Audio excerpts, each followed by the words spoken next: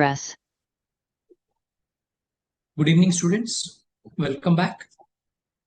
So today we are going to start with a new chapter. So basically over here we will talk about some of the specialized areas you can see. And this series of the auditing standards that we plan to cover today. Okay, so if you look at this chapter 8, that's one topic we are going to cover. And we'll also cover chapter 9. Okay, so therein we will talk about some of the engagements related to the related services. Okay, so when you talk about the series of 800 effectively, so what are these specialized areas? So auditing standard 800. So this auditing standard basically deals with the audit of the financial statements. Okay, it's similar to the one that you do for any other audit of the financial statements. The only thing is now the financial statements which are being prepared and which are subject to audit, they are under special purpose framework. Okay, so we'll talk about the special purpose framework as to what is that.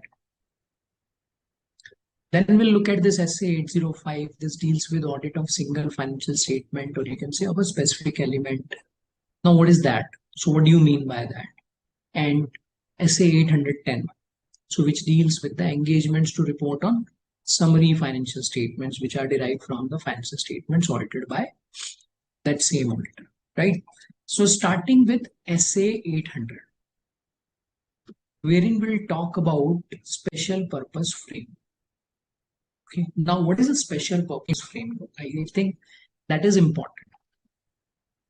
So you can say special purpose framework is the one which is designed to meet financial information needs of specific users. Yeah. Now, this financial reporting framework may be a representation or a compliance framework. Means it may arise due to any of these requirements. Okay. So now we will look at this. Right. So let me just move on to a working file. Over there, we will try to get some clarity around this special purpose framework first of all, because once you get a clarity around what is it that we do on special purpose framework, automatically we'll also get this clarity around what this audit of the special purpose framework would be. Yeah, so that becomes, you can say, automatically clear, right? So now, what is a special purpose framework? Sometimes financial statements may have to be prepared for some specialized purposes. Now, whenever we have looked at the financial statements as a part of our discussion, so why are those prepared? Because that's a statutory requirement. Yeah, that's also a regulatory requirement in a way. Okay. Now, sometimes what may happen is over and above this regulatory requirement, say an entity ABC Limited.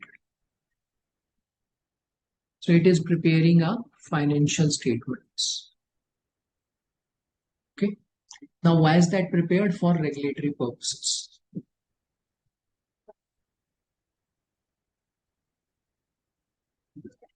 Regulatory purposes, we are saying the statutory requirement wherein the financial statements are prepared as per the accounting standards, audited as per the auditing standards, the one that we have specific to the requirements of the Companies Act. Now, let's suppose this company has an investor.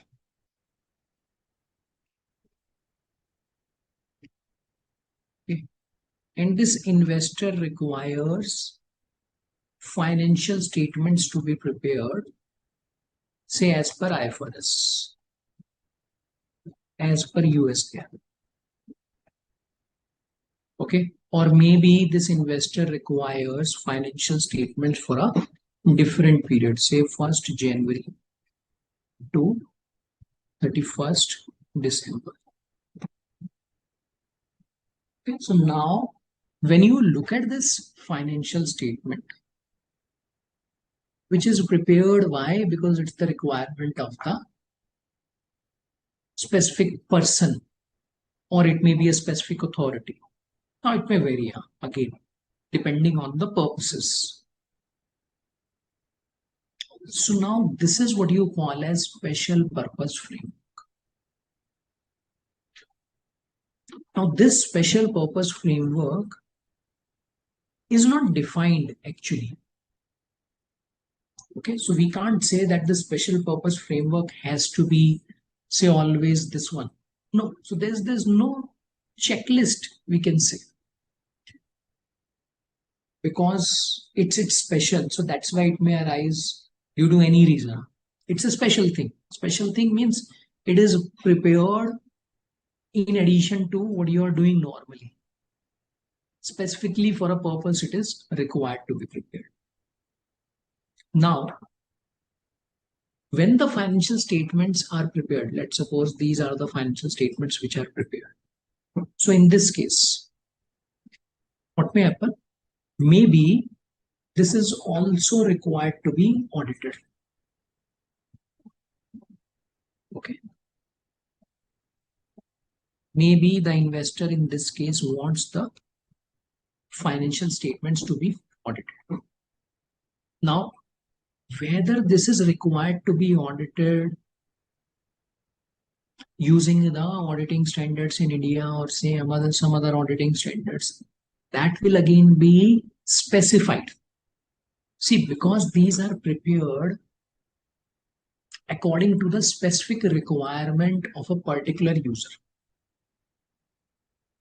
So that's why what will happen? That person will specify everything.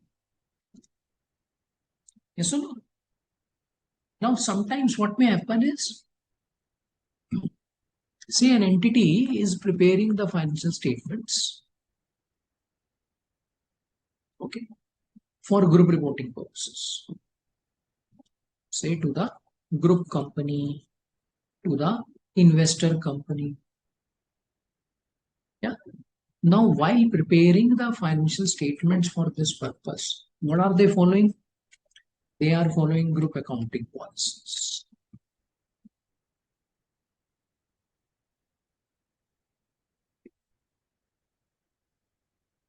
Yeah. So now this group company is not in India. Let's suppose this company is outside India.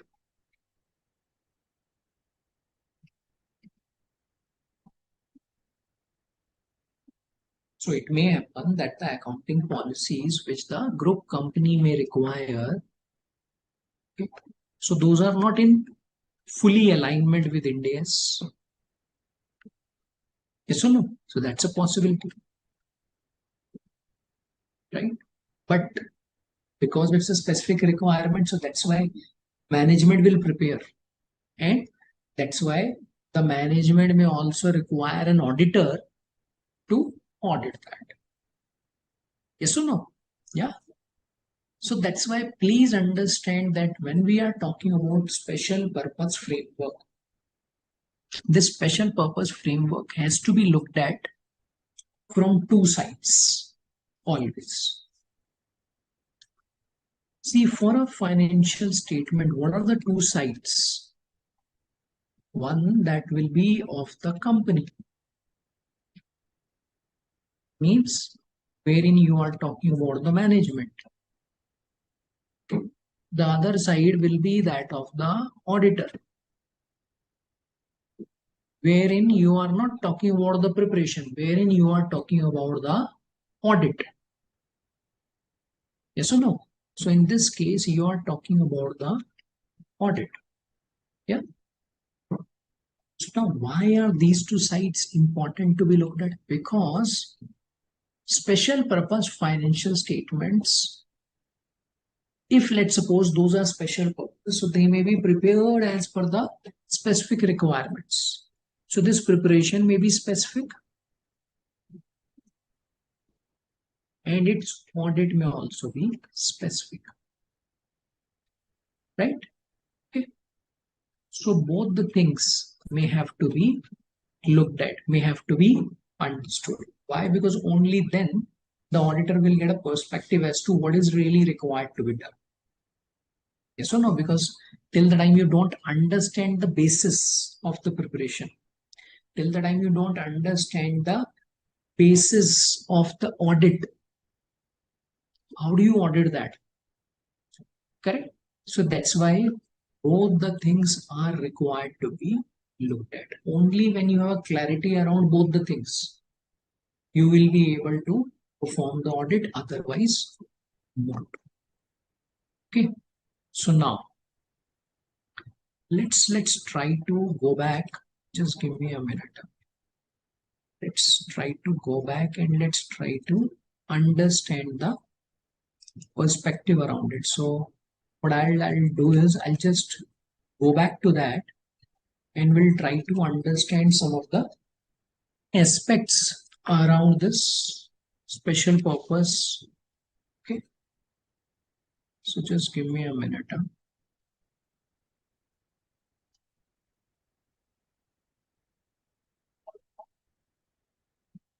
Right. So there you go.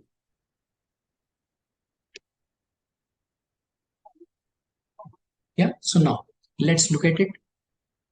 SA 800 defines special purpose framework as a financial reporting factors. Okay. Or a framework which is designed to meet financial information needs of specific users. Financial reporting framework may be a fair presentation framework or a compliance framework. Yeah. Requirements of the applicable financial reporting framework will determine what? Form and content of the financial statements. Yes or no? And that's how you will get to know as to what is the financial statement set or what is the document which is going to become subject to audit. Now, some of the examples. Now, examples could be various. Huh? Why? Because it's a specific purpose. So anything may be required from the entity. So the cash basis of accounting and also the cash flow information that an entity may be required to prepare for creditors. Financial reporting provisions established by a regulator to meet the requirements of that regulator. Financial reporting provisions of a contract such as a bond, indenture, loan agreement or a project grant. Okay. Now, this special purpose framework has to be differentiated from general purpose framework. Yeah, so that's a very important aspect. And so the general purpose framework is the one that we have talked about, or that's the one that we generally discuss. But over here, we are not talking about the general purpose framework. Okay, so it's a different version, right? So now comes the point that if let's suppose you were to audit any special purpose financial statements. So what is it that you'll do? What are the steps you will perform? What is the approach you will consider? So how do you really go about it? Yes or no? So that's the thought process. So now in this case, let's try to understand that when it comes to special purpose financial statements, see the basic approach of the audit, or you can say the basic aspects which an audit of the financial statements generally involves, that is not going to change. So what do you mean by that? Let's take few very basic examples around it. See, if let's suppose you were to audit the special purpose, so independence you'll have to look into. So will that be required? Answer is yes, that will be required.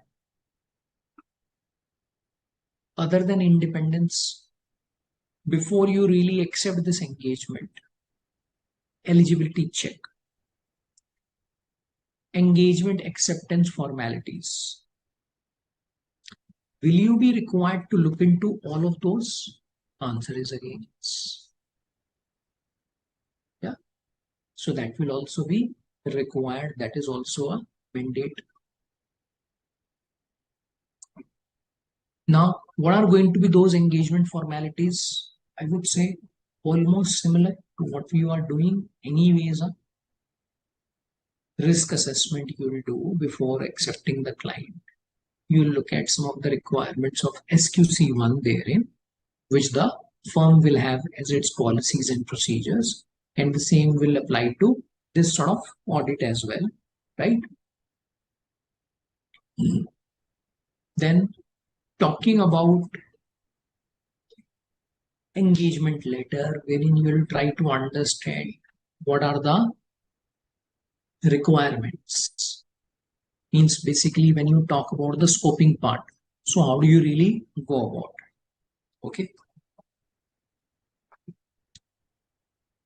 Similarly, when you talk about performing the audit, let's suppose this engagement acceptance, some of these requirements have been looked into. Now, what's the next thing?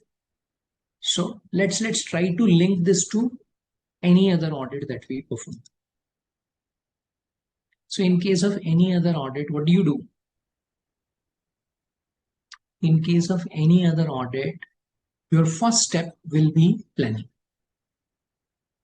Yes or no? That will be planning. Now, planning will involve various things. Engagement team discussion. Okay, past engagement issues, if at all there are any. Understanding of the business, understanding of the entity, understanding of the industry, understanding of the processes, the control environment which the entity is having. All of these aspects, they will play a very important role. Yes or no? They will play a very important role, and all of these are extremely important for one to look into. Right? So now, when we talk about such kind of scenario wherein a special purpose financial statements are required to be audited, so will you perform same sort of planning procedures? Answer is yes. Yeah. The only thing that is going to change now will be what? Will be the understanding of this financial reporting frame. See, that's the only thing which is going to change. And around this financial reporting framework which is going to be used, that's the thing which you are going to look into. Yes or no? So that's the thing which is something you are going to look into. Otherwise, all the aspects will remain same. All the aspects will have to be looked at the way you will do it for any other audit. Correct? Yeah. So that's why when it comes to the basic approach, will that be changing here? Answer is no. So that will be, you can say, similar to what you will do for any other audit. Yeah. Financial reporting framework which is applicable to such a set of financial statements and to such an audit is something you'll have to understand. Right? Why? Because this is not general, or you can say this is not something which is standardized. There's something which is a specific requirement of maybe a particular user. So that's the thing you'll have to look into. That's the thing which is required to be, you can say, understood, and accordingly the audit procedures will have to be designed if at all anything is required there. Correct? Now, once you do that, what will happen? Of course, once you do that, Then you will get on to the audit procedures, means you will be involved in the field work. You may be performing the controls testing. You may be performing substantive audit procedures, analytical procedures, the same set of, you can say, testing of controls and this testing of details.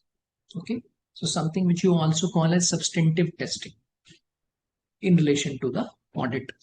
So the same thing will be required even in case of this type of audit. Yeah. Now, let's suppose now the audit is performed. Means planning is done, execution is also completed, and the conclusions are drawn. So basis that, what will you do? You will get on to the reporting. Yeah, so that's what you will do. You will get on to the reporting, means you will start reporting on the financial statements as to whether they reflect true and fair view or not. Yeah, so again, that's something which is going to be a part of the report because it's an audit. Okay, so therefore your scope is what? Reasonable assurance. Huh? But there is one aspect which is peculiar here. What is that? See, because it's a special purpose financial statements, right? Which is meant for a specific user, or you can say for a specific or a specified category of users. So let's try to understand this.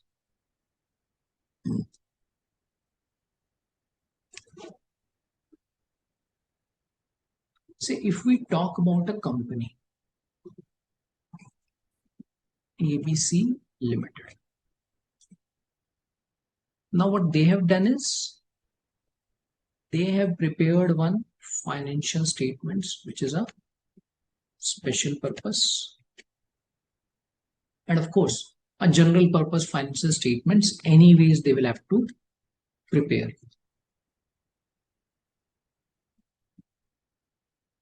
right? So this is something which they will have to prepare anyways. Okay, now in this case, if let's suppose it's the same period for which two financial statements have been prepared. Let's suppose for both of them the period is what?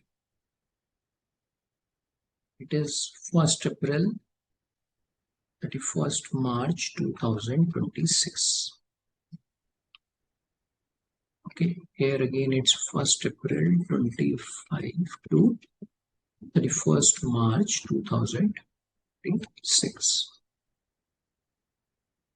Okay, now when we are looking at this general purpose financial statements, it's prepared for the stakeholders, which is available to public at large. That's what you see in case of companies today. Anybody can go access the financial statements. Okay. And let's suppose the special purpose financial statements, which is not prepared for all the stakeholders, which may provide a different set of information, or you can say an outcome. Why? Because that was a specific requirement of that particular user. Now let's suppose there's a stakeholder, Mr. X.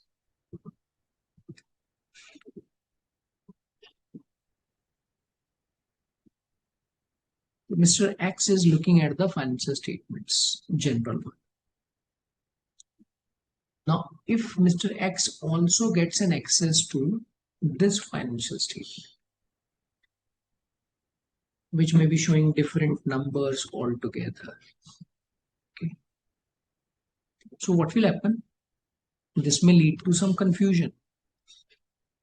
Yes or no? Yes or no? And maybe the outcome of the special purpose financial statement was quite specific. Okay. So that's why in this case, what should happen? Auditor will have to specify in his audit report itself that these special purpose financial statements, yeah, they are meant only for a specified category of users. And that's why it should be accessed, it should be looked into only by those users. Will it be appropriate or not? So when the auditor is issuing the audit report, because along with the financial statements, what will happen? There will be an audit report here. There will be an audit report here as well. Correct? So that's why, to avoid this confusion, should that be done? Answer is yes, that should be done. With that, what will happen? That confusion will not remain. That's how you will be looking into it. Okay, yeah, so that's a very, very important aspect in relation to special purpose one. Right? Okay. So now let's look into this.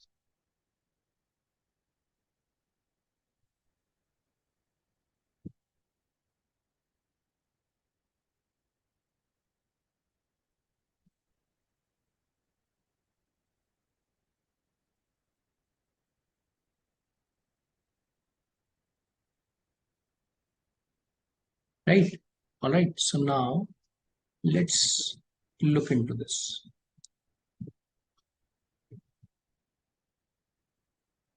Well, just go back to that document. Alerting the readers that the financial statements are prepared in accordance with special purpose framework. See, the special purpose financial statements may be used for purposes other than those for which they were intended. For example, a regulator may require certain entities to place special purpose financial statements on public records. To avoid any sort of misunderstanding, auditor needs to alert the users of the auditor's report by including emphasis of matter paragraph. Why? Because idea is to highlight, okay, wherein the auditor will explain that the financial statements, the one that you are looking at special purpose, they are prepared in accordance with special purpose framework, and therefore they are meant for a specified purpose. And that's why they may not be suitable for all the stakeholders who are interested in general purpose financial statements. Okay, yeah. So this para is required to be included within a separate section of the auditor's report. And that's what you will call as EUM. Okay, because objective is to highlight here. Right? Other than that, auditor also needs to place a restriction on the distribution or the use of the audit report. See, one of course is to restrict, or you can say limit anybody else from accessing that set or the report. Why? Because idea is to avoid confusion. At the same time, one should understand that this audit report is meant for a specific purpose. Yes or no? See, if you look at the audit report, otherwise that we look at that we have on the financial statements, the one which is there for general purpose, that's addressed to the members of the company. Okay?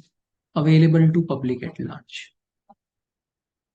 But that's under a general purpose. Right?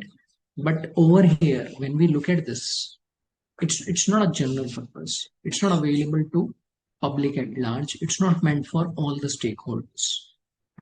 So that's why in this case, this restriction on the distribution of the report or you can say restriction on the usage of the report is placed by the auditor. That's an important aspect here, right? Now, in addition to the alert required, as we discussed above, auditor may consider it appropriate to indicate that the auditor's report is intended solely for specific users. Now, again, depending on that specific requirement, say a particular law or a regulation, this may be achieved by restricting the distribution or the use of the auditor's report. Okay, so the para alerting the readers may be expanded to include these other matters, and the heading is modified accordingly. So again, whatever is the specific requirement, so we can just also look at one para to get some clarity as to how this is really put down in the audit report. So let's read this para through which we will try to get some clarity around this. We draw attention to note 10 to the financial statements, or you can say note X to the financial statements, which describes the basis of accounting. Okay. Now, financial statements are prepared to assist the company in complying with financial reporting provisions of the contract referred to above, whatever is specified over there. As a result, financial statements may not be suitable for any other purpose. Yeah, that's the reason. Our report is intended solely for the company and DF Company Limited, and should not be distributed to or used by parties other than the company or DF Company. Our opinion is not modified in respect of this matter. Okay, clear on this? Yeah. Now, moving further, SA 805. See, when you talk about this 800 series, over here you will find that all of these audit requirements that we are going to discuss, they are all going to be special considerations. Okay. So that's why some of these points, like we discussed, for alerting the users, for restricting the distribution or restricting the usage, that's something you will see common in all of these aspects, right? Now, audit of single financial statement, specific elements, accounts or items of a financial statement. Yeah. So now the question arises that some of these terminologies appear to be quite new to us. Okay, so we may not be knowing about it. So I think it will be good to understand the terminologies first of all. The moment we understand that, we will also start getting clarity around it. Right? So let's look at this.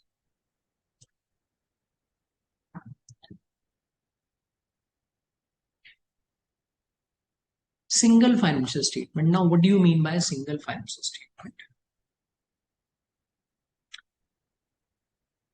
The cash flow statement that you have as a component of the financial statement. So can we say this cash flow is a complete set? Answer is no. So you can say it's a component, it's a part, right? Now this is what is called as single financial statement. Okay, so that's one. Now what do you mean by element of a financial statement? Now element could be any account or any item which is there in the financial statements. Say when you look at trade receivables in a financial statement, cash and bank balances. All of these are what? All of these are nothing but the elements of the financial statements. Okay. Now, for these elements, for some of these requirements, now what do we do? How do we really go about it? So let's look into this. Okay. Now, whenever we have to accept such an audit, so in this case, what is the term that we are using? Audit. That's the term we are using, right? So that's why the moment we talk about an audit, what will happen? All those engagement formalities, independence, ethical requirements, engagement acceptance procedures will come into the picture. Yeah. So do we have any sort of exemption here? No. As far as engagement formalities are concerned, because it's an audit, so that's why all of those compliances become mandatory. Otherwise, how do we really go about an audit? Okay. Next. Now, because it's a single financial statement or say an element, so there must have been some basis which would have been used by the management of the company to prepare that element, to prepare that single, you can say, financial statement. Answer is yes. Yeah. And that's why what will happen? Because it's a part and it's going to be used as a part. It's not a complete set anyways. And again, you can't say it's an interim set. You can't say it's an abridged set. Okay. So we are not talking about that. So that's why what will happen? It's a special consideration. Yeah. So all of those aspects which you will always consider for special consideration will have to be applied here as well. Yes or no? So that will also come into picture. That will also have to be applied. That cannot be ignored, right?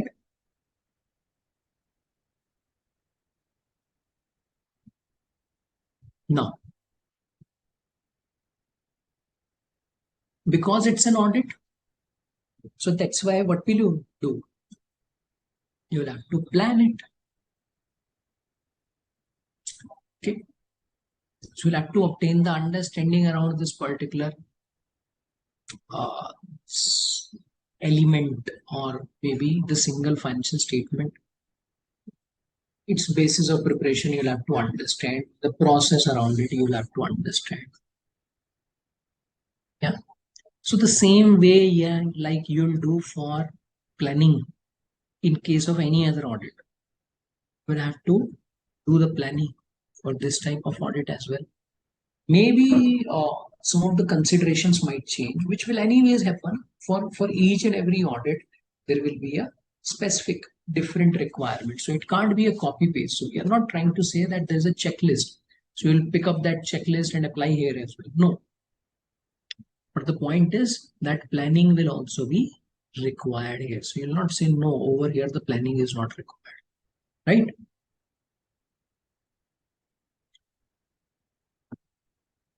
Now, once the planning is done, what do? You'll know the risk which is involved. You'll understand the audit procedures which are required to be performed. You will be performing those procedures, which could again be involving the controls to be tested or different other set of procedures to be applied in respect of testing of details or say any sort of analytical procedure that you want to do. Yeah, so you'll draw the conclusion basis which you will get onto the reporting requirements as well. Yeah, so you'll form an opinion basically because it's an audit, so that's why you'll have to give an opinion on this. Yes or no? And all sort of considerations like you have for an audit will also be required here. Correct? Yeah. Now, in this case, now because it's a special purpose, so that's why what will happen? Will you be required to put that restriction? Answer is yes. Okay. Answer is yes. Now let's look at some of the examples of specific elements, accounts, or you can say items of financial statements which may fall over here.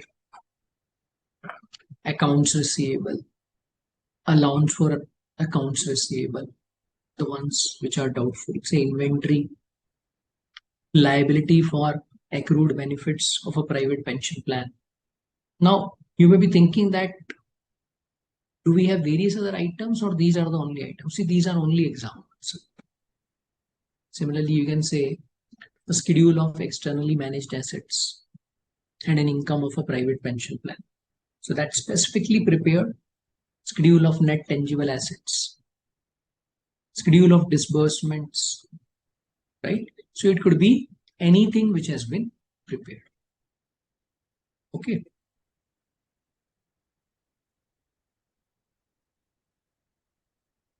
Now comes the third type of audit, SA 810.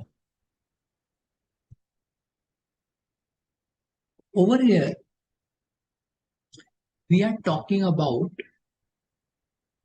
reporting on summary financial statements,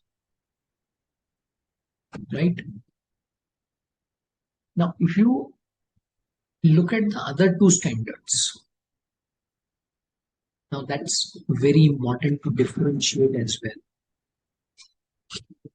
See, in the other two standards, if you remember, it was an audit under special purpose, audit of single element of financial statements.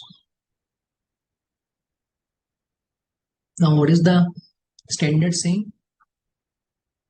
Engagement to report on summary financial statements. It is not saying audit of summary financial statements, right? So that's the first point to begin with. Now comes the point that if one were to report on this, so what do you mean by summary financial statements? Yes or no? So let's try to understand. Summary financial statements reflect historical financial information that is derived from the financial statements itself, but that contains less detail. Okay, so the details are lesser as compared to the complete set of financial statements. Okay, but still you are trying to provide a structured representation which is consistent with that provided by the financial statements of entities' economic resources or obligations.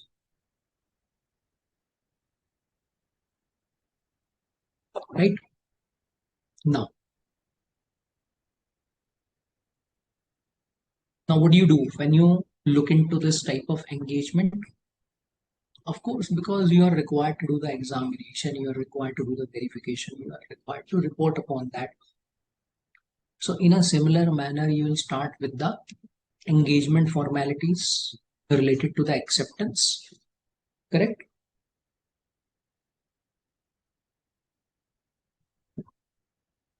Right? Now, once you do that,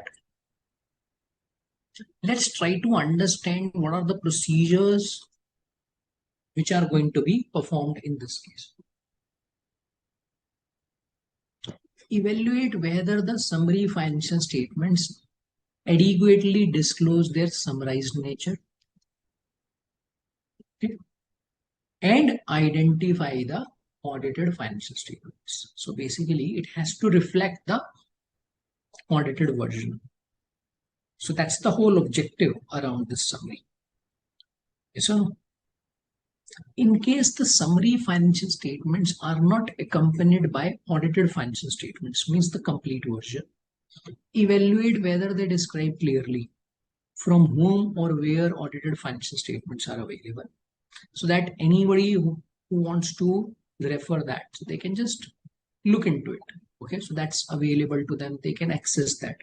Or the law or regulation that specifies that audited financial statements need not be made available to the intended users of the summary financial statements and establishes the criteria for preparation of summary financial statements. Okay. Evaluate whether the summary financial statements adequately disclose the applied criteria. Compare the summary financial statements with related information in the audited financial statements to determine whether the summary financial statements agree or can be recalculated from the related information in the audited financial statements. Evaluate whether summary financial statements are prepared in accordance with applied criteria. Yeah, evaluate in view of purpose of summary financial statements whether they contain the necessary information. Okay, so that it's not becoming misleading, right? Yeah. Also evaluate whether the audited version, that complete set, are available to the intended users if at all they want to see. The access should be available to them without undue difficulty, because summary is what basically you're just trying to sort of provide a summary of a particular document. So if the user wants to go look into it, so that should be accessible. Yeah. Now, how will this report look like? You title you start with, then of course the addressee, identification of the summary financial statements on which the auditor is reporting, identification of audited financial statements, and then you give the opinion, right? Statement indicating summary financial statements do not contain all the disclosures. So basically, the limitations that you have, you explain here. If required, then a statement that summary financial statements, audited financial statements do not reflect effects of event that occurred subsequent to date of auditor's report on the audited financial statements. Reference to the auditor's report on audited financial statements. Date of that report. Fact that unmodified opinion is expressed. Okay, wherever that's been given. Management's responsibility, auditors represent responsibility. Okay, so all of those things you will have in this report as well. And again, the outcome will again be dependent, okay, whether there's a material misstatement or why, because if it's there, so what do? You may have to bring in any sort of modification as well, right? Now, again, it's a kind of special purpose document. So that's why restriction on distribution or the use. Will that be required? Answer is yes. That will necessarily be required, okay, for this type of document as well. Yeah, so that's something which becomes extremely important.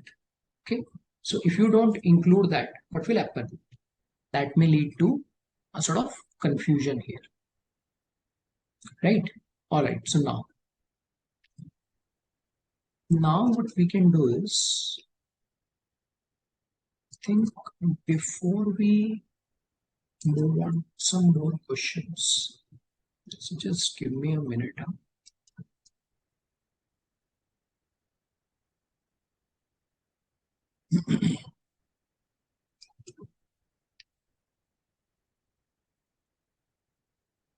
All right, so I think we can now pick up some questions around it. So let's pick up some questions around this.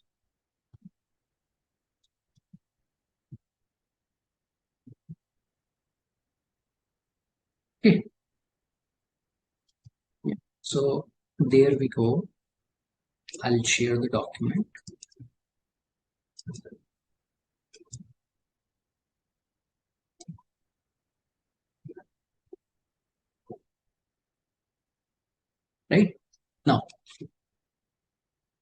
let's look at this.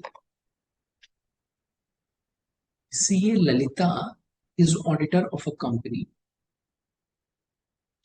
She is also offered the professional work of audit of financial statements prepared specifically for meeting the requirements of a loan agreement for the same period. Okay. So when you say auditor means statutory audit.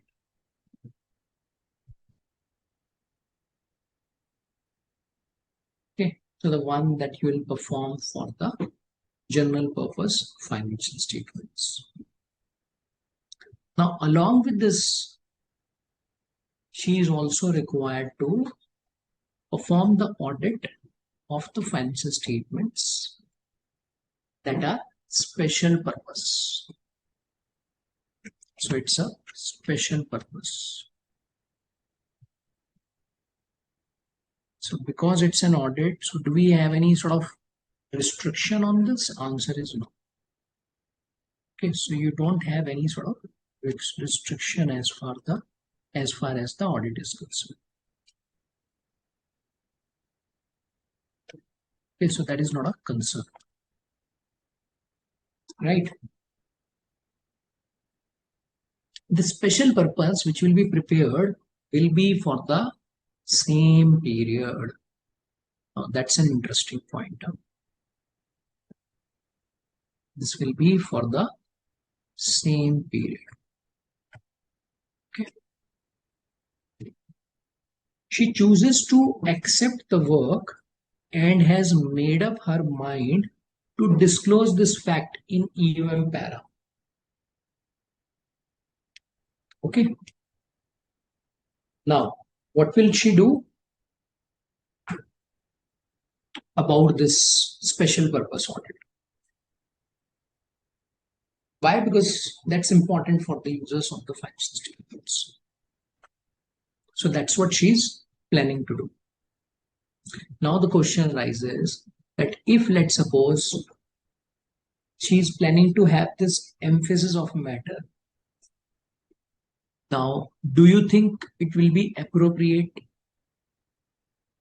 Yeah, so this emphasis of matter, do you think this will fit this situation, and that's why it's an appropriate thing by the auditor to have in place in this scenario, right? So that's the thing we need to look into.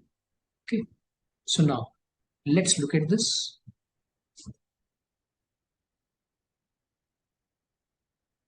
So this is the one that we just discussed.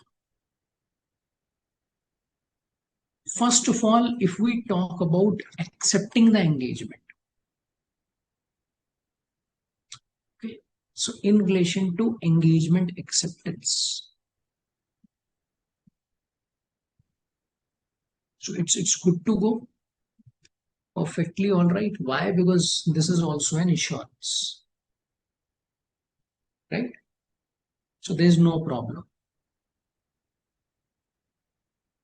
Number two, if let's suppose this is accepted, now because company is going to issue two sets of the financial statements for the same period, two different versions for two different purposes altogether. So that's why the audit report which goes out on that,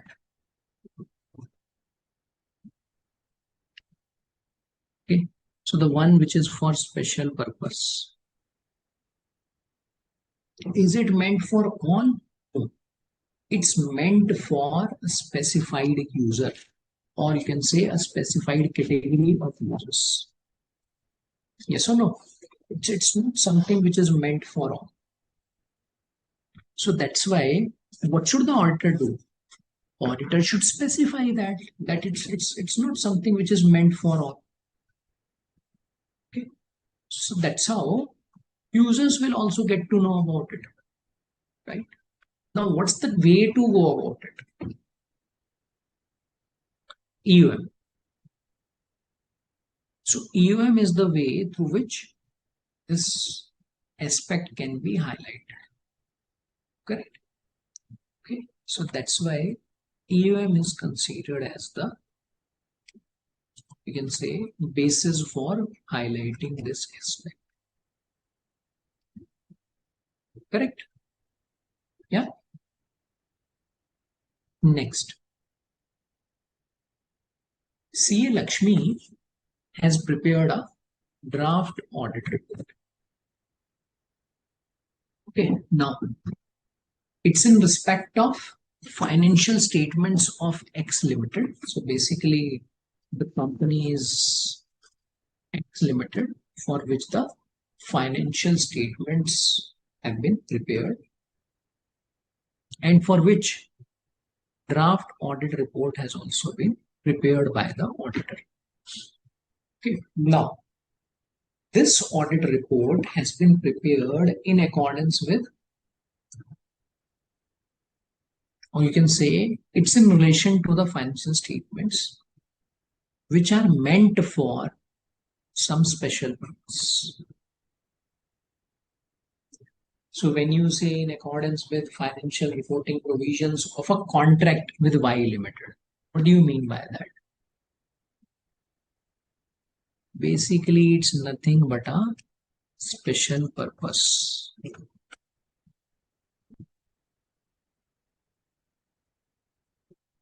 Yes or no? So it's a special purpose for which this has been prepared. Besides, she has also drawn attention in draft audit report to note A to the financial statements, which describes the basis of accounting.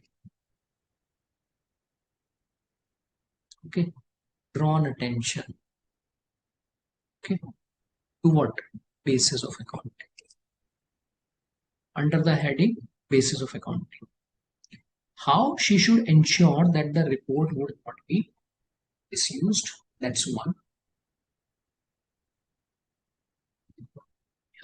How should she ensure that the report will not be misused? That's one. And for doing that, if let's suppose you happen to be the auditor, now this is where I think you'll need to practice that in writing. Why? Because in the exam, if let's suppose you are required to draft a report in a way, of course, you are not required to draft the full report, but when you are asked to draft a para, so it could be any para of the report. So how do you draft? So the best way to go about will always be to practice that in writing. Okay, so the more and more you practice in writing, the better and better it will become.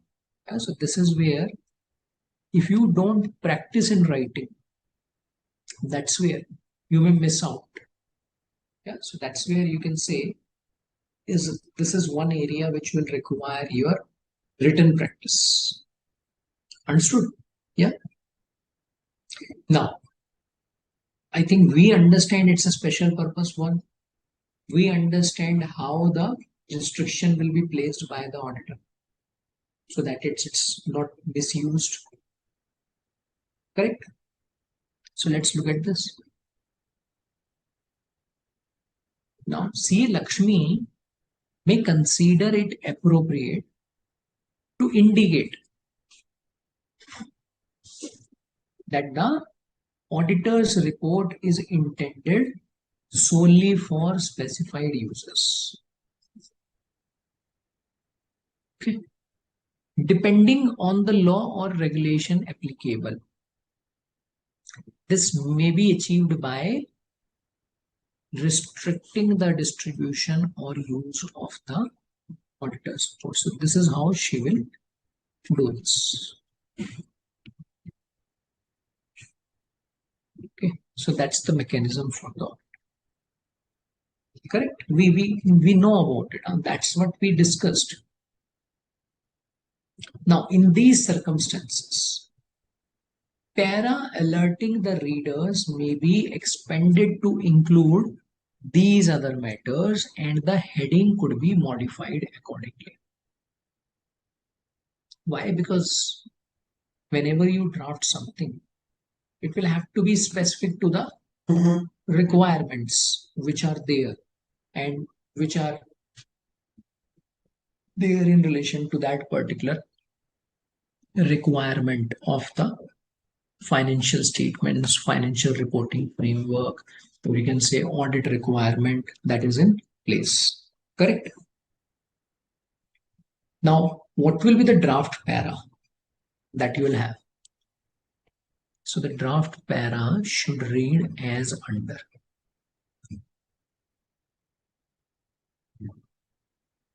Okay. So how do you start on that? First of all, you will give the header. Okay, let me just bring it on one page. Basis of accounting and restriction on distribution and use. Now, why is this basis of accounting required?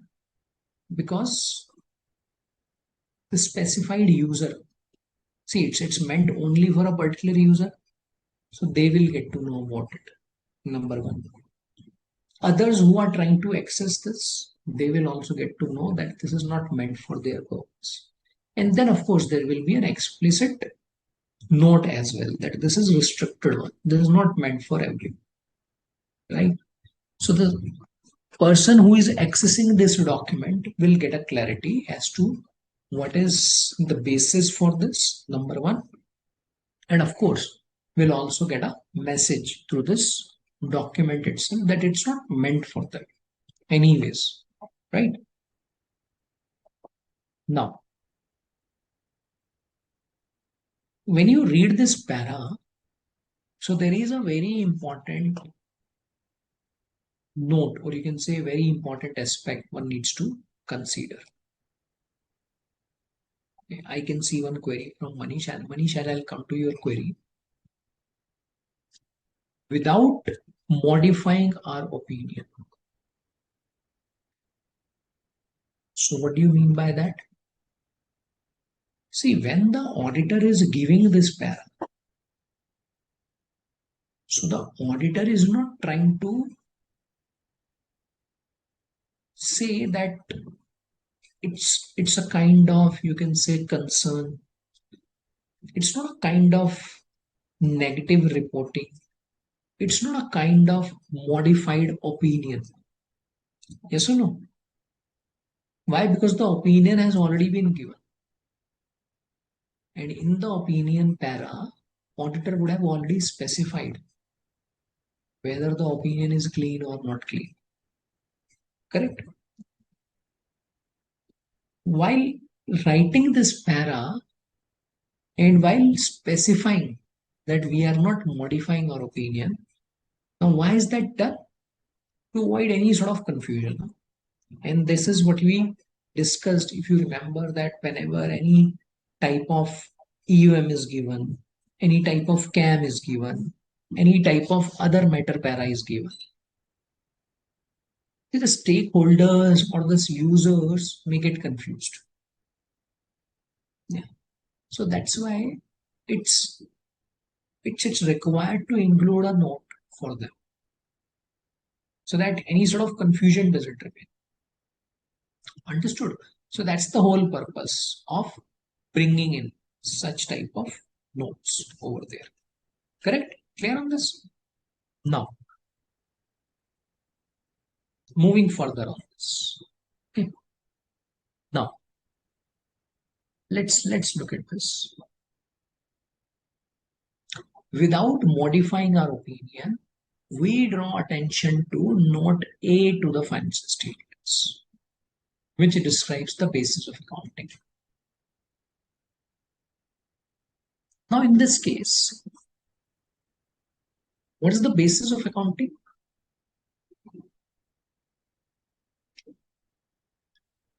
Financial statements have been prepared in accordance with a contract.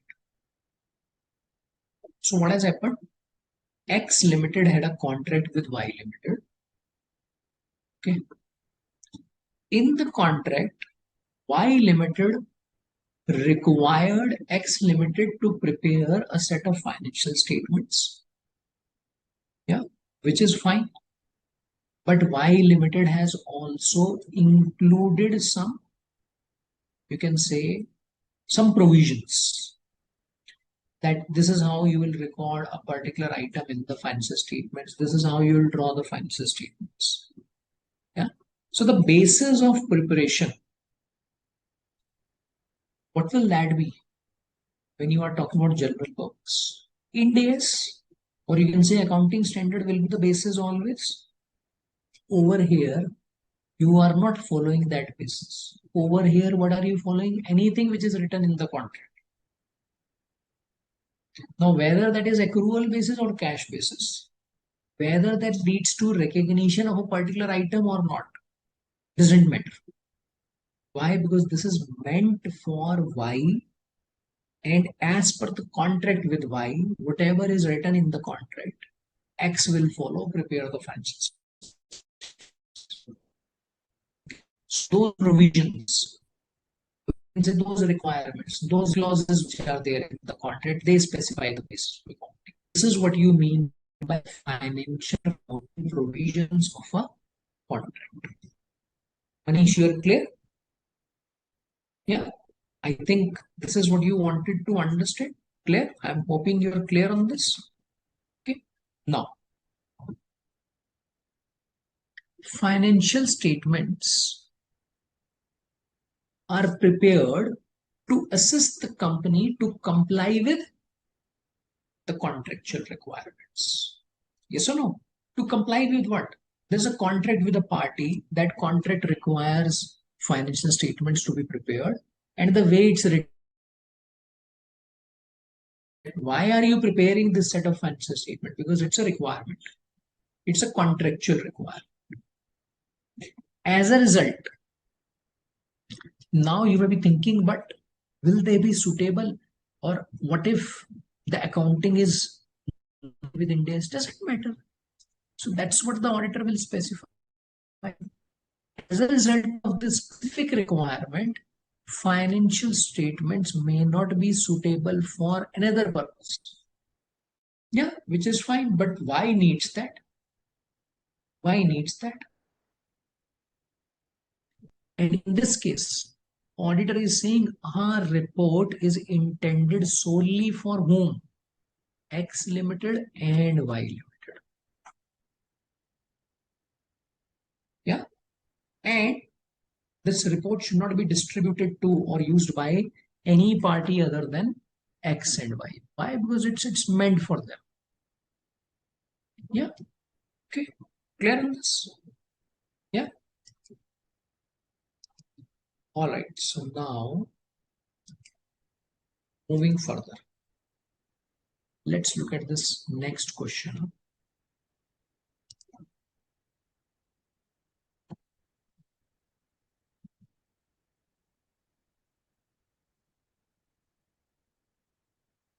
CA M. Surya is the auditor of financial statements of an entity which is prepared in accordance with financial reporting provisions of a contract. So I think you understand that. So basically we are talking about special purpose.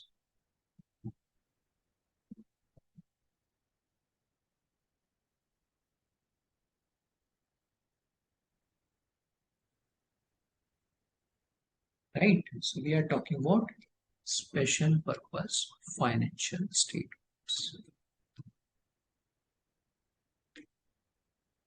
He is also offered an audit of trade receivables appearing in above financial statements. So what is that? An element of the financial statements. So there is one audit of special purpose financial statements which CA Surya is doing. Along with that, there is another audit of element of the financial statements only, which is also required to be done. CA Surya is required to do that. Okay. Now, let's look at this. Now the question arises, can CA Surya accept such an engagement? Number one. Describe brief outline. So if let's suppose you say yes, then you are required to describe brief outline of his audit approach in such a situation. Right? Clear on this? Yeah, so that's what you are required to look into. Now in this case, please remember there are two audits which are discussed in this exam. Okay, so it's not one, it's two audits. One is a special purpose financial statements. So which auditing standard will apply to that? SA 800. Second one is an element of that. So which auditing standard will apply to that? SA 805. Now both are audit. So they are audit only. So will there be any concern if let's suppose both are audit? So there's no restriction. Why? Because it's an audit only. So it's not something which is a restricted service on the part of the auditor. Correct? So now, let's look at this.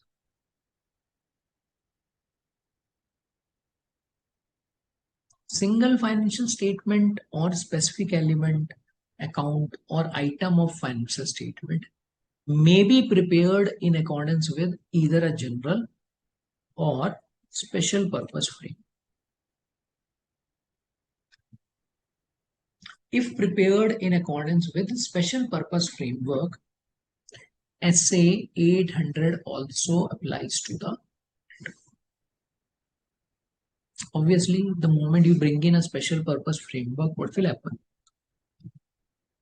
SA 800 will come into the picture. In the given case, financial statements are prepared in accordance with special purpose framework. What is that? Financial reporting provisions of a contract. Okay. Now, auditor of financial statements which are prepared in accordance with special purpose framework is also offered to audit trade receivables which are appearing in the same set of financial statements which relate to the what? Audit of element of financial statements, which is again prepared in accordance with special purpose framework. Hence, audit approach should include considering the requirements of what? Both SA 800 and 805. Yes or no? So, both will have to be looked into. Clear? Yeah, so that's how one will have to approach this. Correct? Now, let's look at the next one. CAG is offered appointment for audit of trade payables of a financial statements of a company. Now, once again, when you are talking about trade payables, what are we talking about? Element of a financial statement.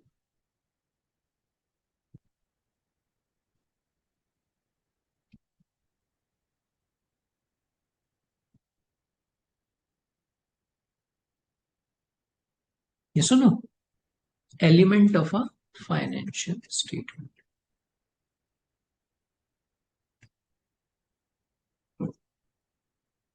Right? Financial statements prepared under Companies Act means the general purpose framework.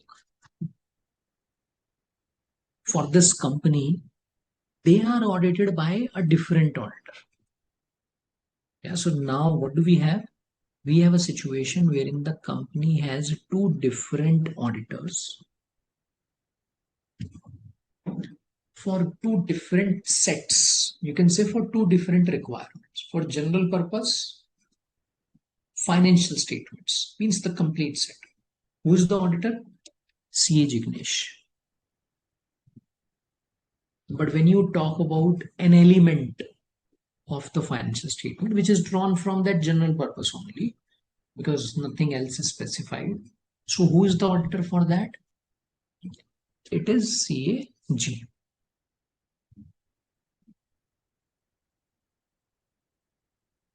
Now, discuss why it would be.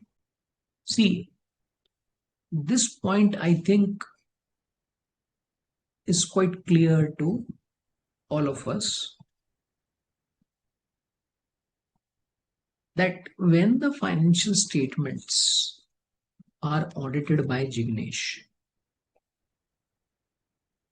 so Jignesh has complete information, each and everything he will know inside about as far as the financial statements are concerned. Now, for a new auditor or a different auditor, G, to come and say audit a specific requirement or a part of this,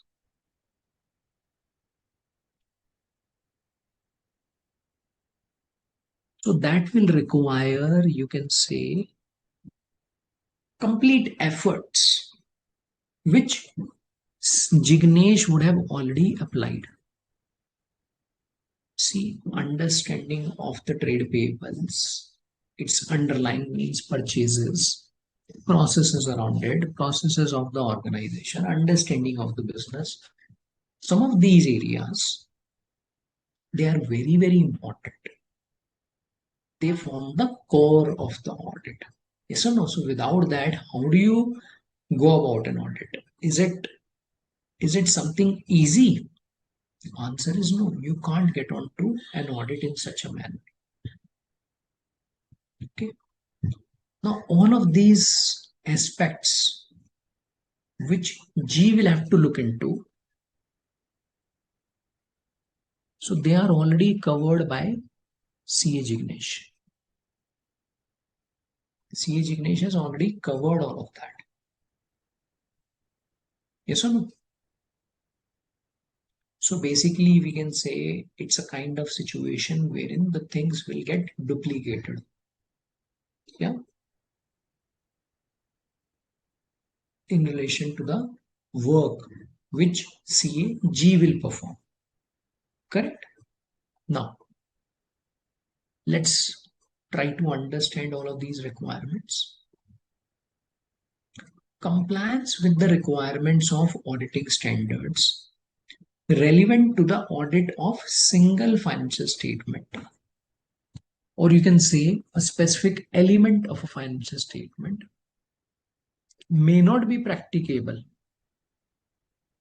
when the auditor is not also engaged to audit the complete set, which becomes the basis for that particular element or that particular part of the financial statements. Yeah, so that's what we just discussed. In such cases, auditor often doesn't have the same understanding of the entity, its environment, internal control, as an auditor who also audits the entity's complete set.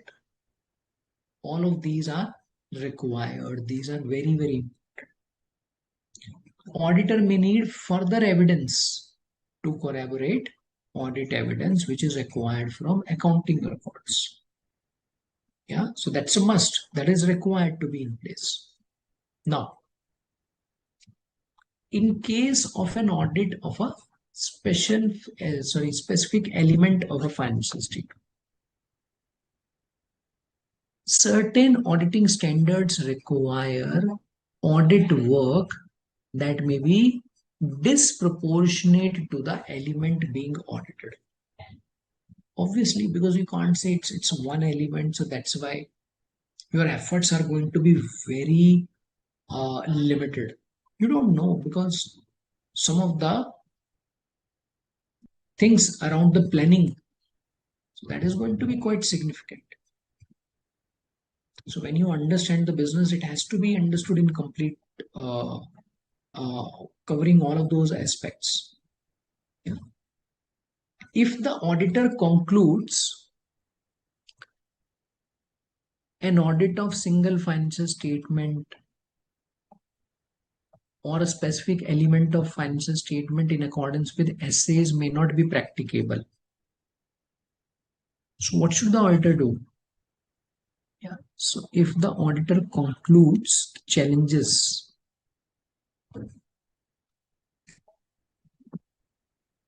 so auditor may discuss the same with the management. Obviously, so that's the first step to go about it, right? The management is the auditors have also discussed as to what is it the management is looking into and how they really go about performing the audit engagement in such a scenario. Clear? Okay, so now let's move on to the next one.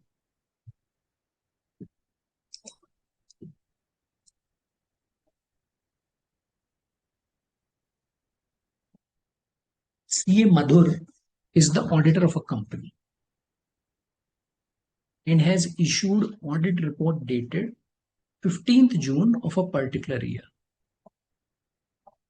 Okay, so you have this audit report dated 15th June. We don't know the year, we understand it's for a particular year.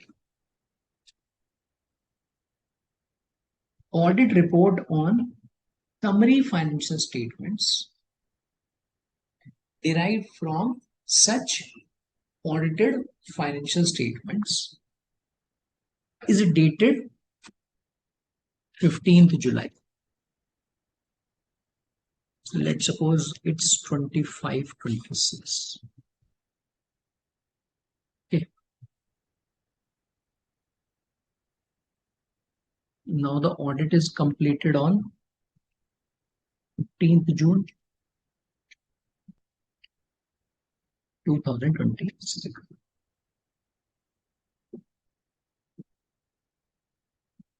Right? That's the date when the audit report is also issued. Now, after a gap of 1 month, what do you find? Audit report on summary financial statements. So you can say it's the one which is on complete set. It's the one which is on summary.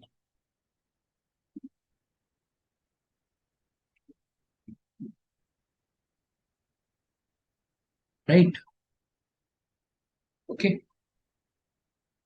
Discuss whether there exists any additional reporting responsibility for the auditor in such a situation in respect of audit report on summary financial statements. Yeah, so considering this situation that you have, that on this date, complete set is audited, audit report is issued. After a month, summary financial statements are audited and the audit report is issued. Dated 15th June and 15th July respectively. So what is it that you need to consider? What is it that you need to perform? What are the responsibilities of the auditor? So some of those aspects we need to discuss here. Okay, so let's talk about it. See, the audit report on summary financial statements, which is derived from audited financial statement. So what do you find?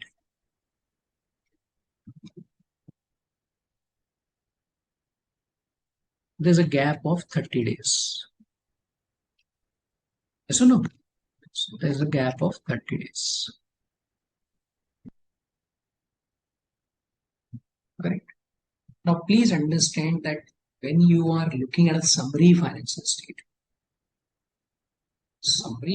statement is actually a reflection of complete set of financial statements which is audited. So no, it's reflect that supposed to be the one, right? When the auditor's report is given on the summary dated 15th July as against 15th June, when the underlying means the one which is used, which has become the basis for the summary. So the auditor's report on the summary financial statement should state that summary financial statements and the audited financial statements do not reflect effect of events that occurred subsequent to the date of auditor's report on audited financial statements. Now, in this case, let's go back to our discussion wherein we talked about subsequent events. Okay. Say we are talking about this financial year 25-26, right? For which, when are you getting the audit report? So that's the date you are getting an audit. Yeah. Now, getting a report on 15th June means what? See, the way the audit is required to be performed, the approach, the procedures which are specified by the auditing standards.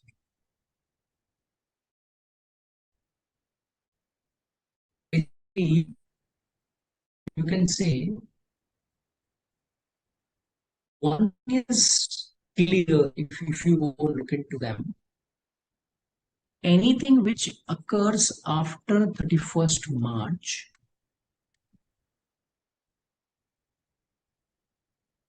and if that is adjusting in nature or non-adjusting in nature, that gets reflected, either recognized or disclosed in the financial statements for 25-26 itself.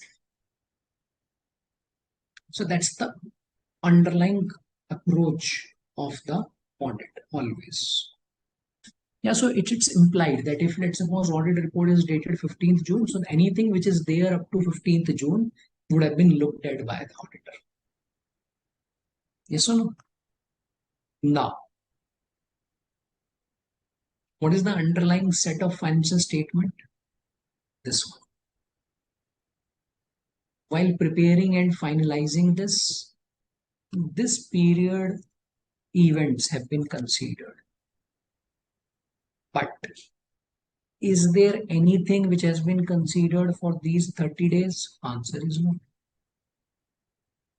Answer is no. Why? Because the report is already issued. Yeah.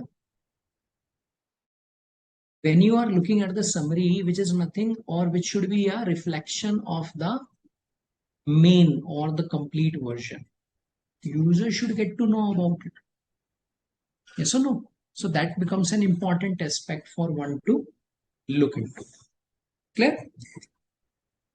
All right. So now I think what we can do is we can take a break, and after the break we will continue our discussion. Right? So I think we can take a break now.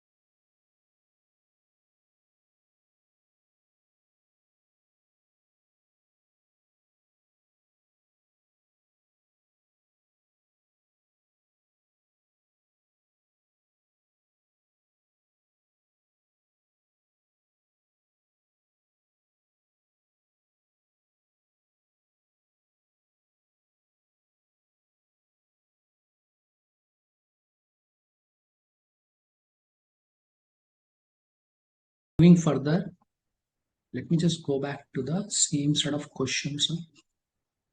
So we'll continue over there.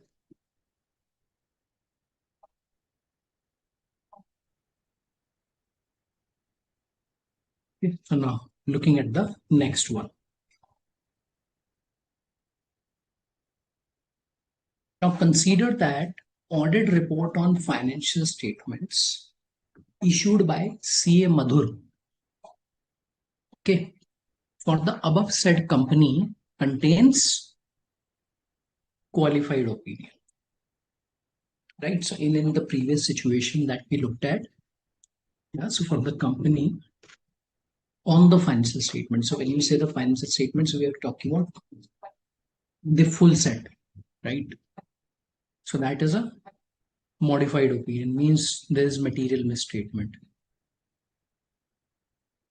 Now the question arises that if, let's suppose, this full version, the complete set is qualified,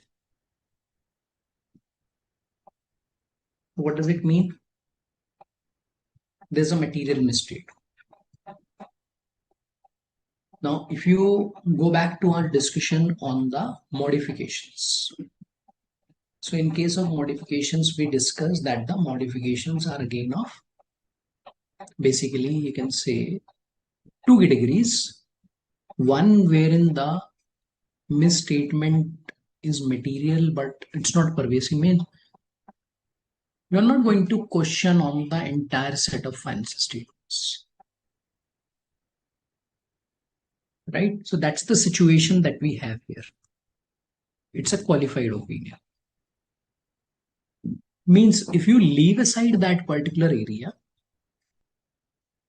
which is materially misstated, otherwise the financial statements are good.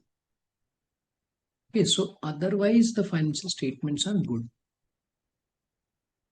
right? So that's what you understand in this situation, correct? Now considering that, now let's suppose this is the complete set.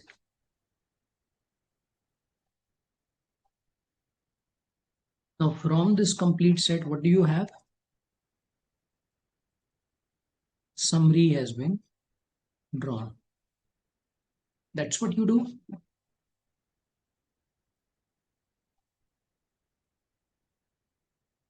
A summary has been drawn. Now comes a question, very interesting one. Can the auditor issue unmodified opinion on this summary financial statements, which are derived from what? Which are derived from this complete version.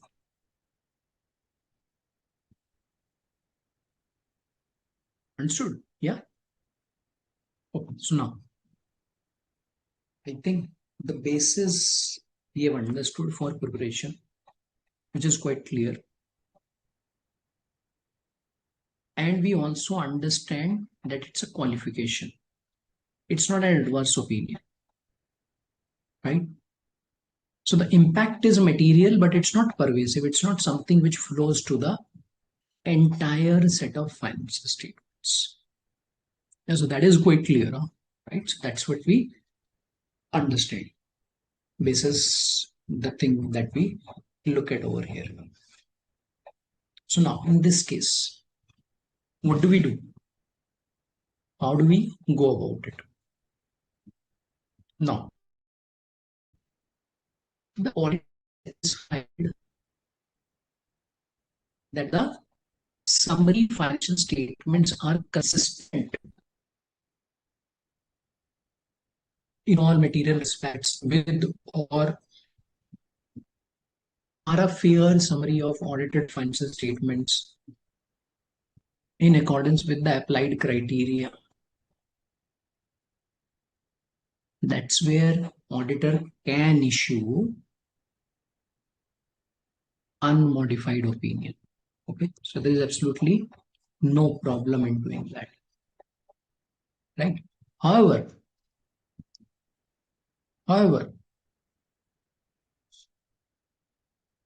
when the auditors report on audited financial statements contains a qualified opinion, auditors report on summary financial statements shall also contain the following.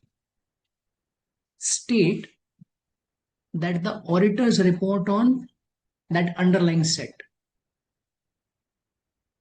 contains a qualified opinion, wherein he will be required to describe basis for qualified opinion,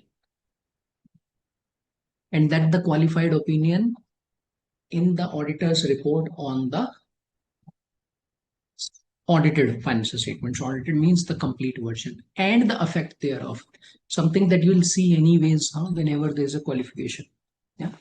So these are the considerations this auditor will have to consider. Okay. Clear? Next. Let me just put this on the next page.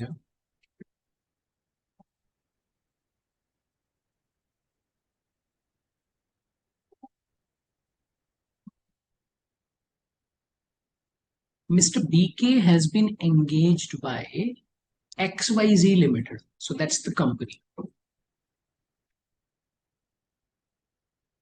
Okay. And what is the engagement?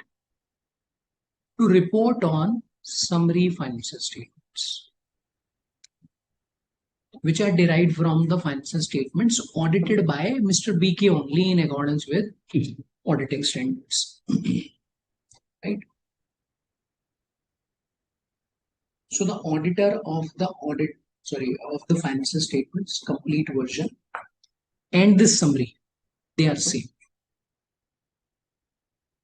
Mr. BK wants to determine whether the applied criteria are acceptable before accepting such assignment. You are required to guide him as around the factors are affecting the auditor's determination of acceptability of applied criteria as per relevant auditing standard. So let's look at this. Now, in the given situation, what do we have? Mr. BK has been engaged by XYZ. Yes or no? Yeah. To report on summary financial statements. Right? Mr. BK wants to determine whether applied criteria are acceptable. Now, that's where you need to refer SA 810. So it says before accepting an engagement to report on summary of financial statements, so the summary financial statements, auditor shall determine whether the applied criteria are acceptable. Now, applied criteria means criteria applied by the management in preparation of summary financial statements. Yeah. Now, the factors which may affect the auditor's determination of acceptability of such criteria. What are going to be those factors? Nature of the entity, purpose of the summary financial statements, information needs of the intended users of this summary, whether the applied criteria will result in summary financial statements that are not misleading in the circumstances. Okay, so these are the things you will have to look into. Clear? Yeah. So now, I think before we move further, before we move on to the next chapter, so we also have this case study, right?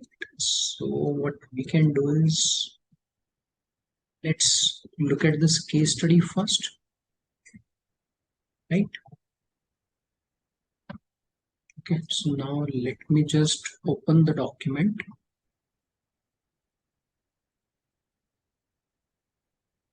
So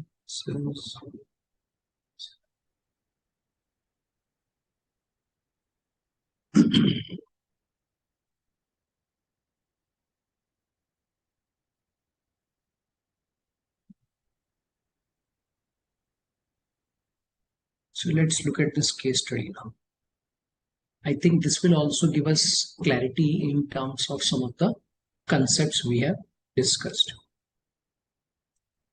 So I'll just share this with you now.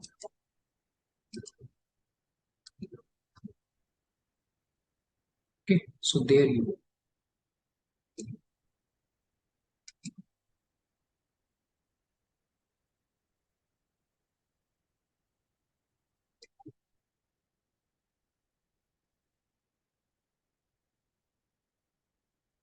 Given below is an abstract of abridged financial statements of schemes of smart investment mutual fund. Abridged financial statements have been derived from, abridged is nothing but summary. Abridged financial statements have been derived from audited financial statements of the schemes of smart investment mutual fund as at 31st March XX and for the year ended 31st March XX. So you are given this balance sheet. Okay.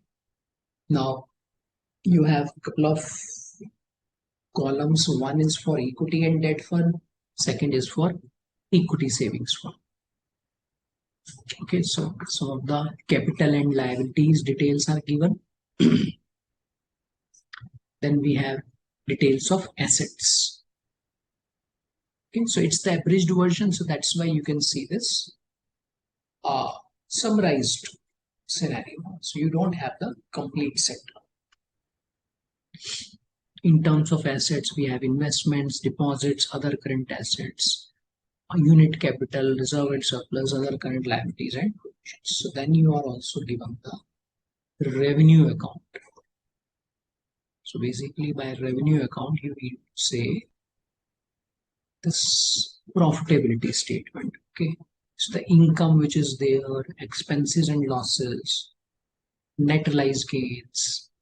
Okay, then of course, unrealized appreciation. So this unrealized gain which is there, net surplus, and then there is dividend appropriation, and then you have retained surplus.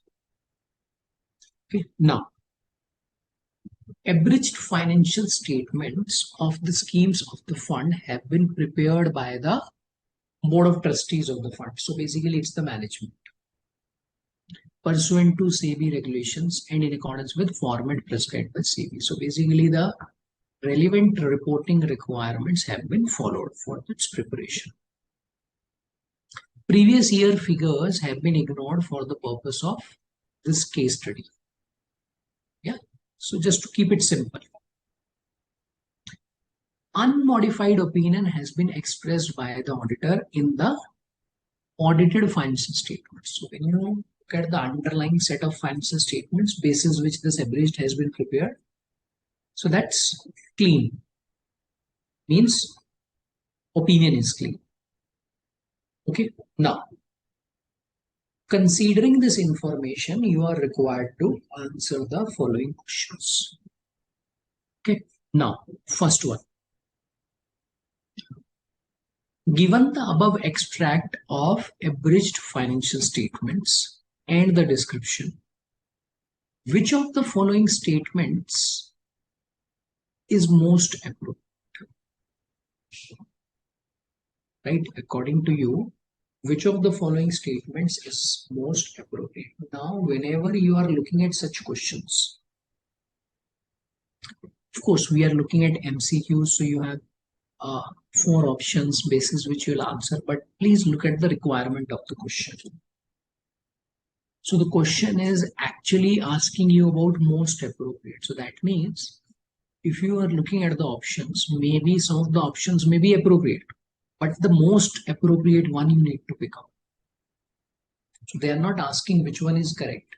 So when they are asking which one is correct, you will find other one are incorrect. But in this case, maybe the other options are also correct, but the most appropriate one you need to become. So that may lead to some sort of confusion at times. If you don't have the complete clarity, this may become slightly problematic. So that's why some of these, if you practice, you should practice only when you have the clarity around the concept. Okay, otherwise this may lead to confusion. Option A, auditor may presume that the criteria applied by the board of directors in the preparation of the average financial statements are acceptable. B, auditor cannot presume that the criteria in preparation are acceptable. C, abridged have been prepared by board of trustees. Auditor cannot ordinarily accept the criteria applied by them for preparation. Before detailed evaluation. D, auditor is duty bound to accept the criteria applied by them. Okay, so in this case, what is the most appropriate one? It has to be A, right? It has to be A. Okay, now let's look at the next one. Which of the following statements in reference to abridged financial statements is not in accordance with SA 810? Right? So there's one option which you don't find under SA 810. What is that? First, notes to accounts should specifically disclose that these abridged have been derived from audited. I think this is a very clear mandate. Okay. Board of Trustees has disclosed audited are available on website. Of course, this is also required. C, it should be stated in auditor's report that abridged have been compared with related information in audited to determine whether abridged agree with or can be recalculated from the related information in the audited financial statements. So do we have any such requirement?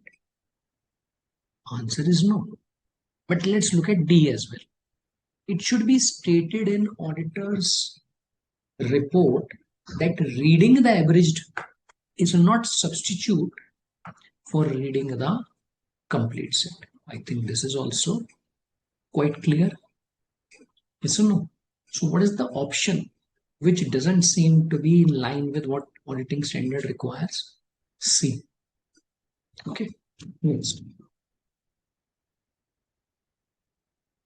Which of the following paras is most appropriate to be included under the heading auditor's responsibility? So basically, in relation to the auditor's responsibility, which you write in the audit report, which one will be the most appropriate drafting? So that's what you need to specify.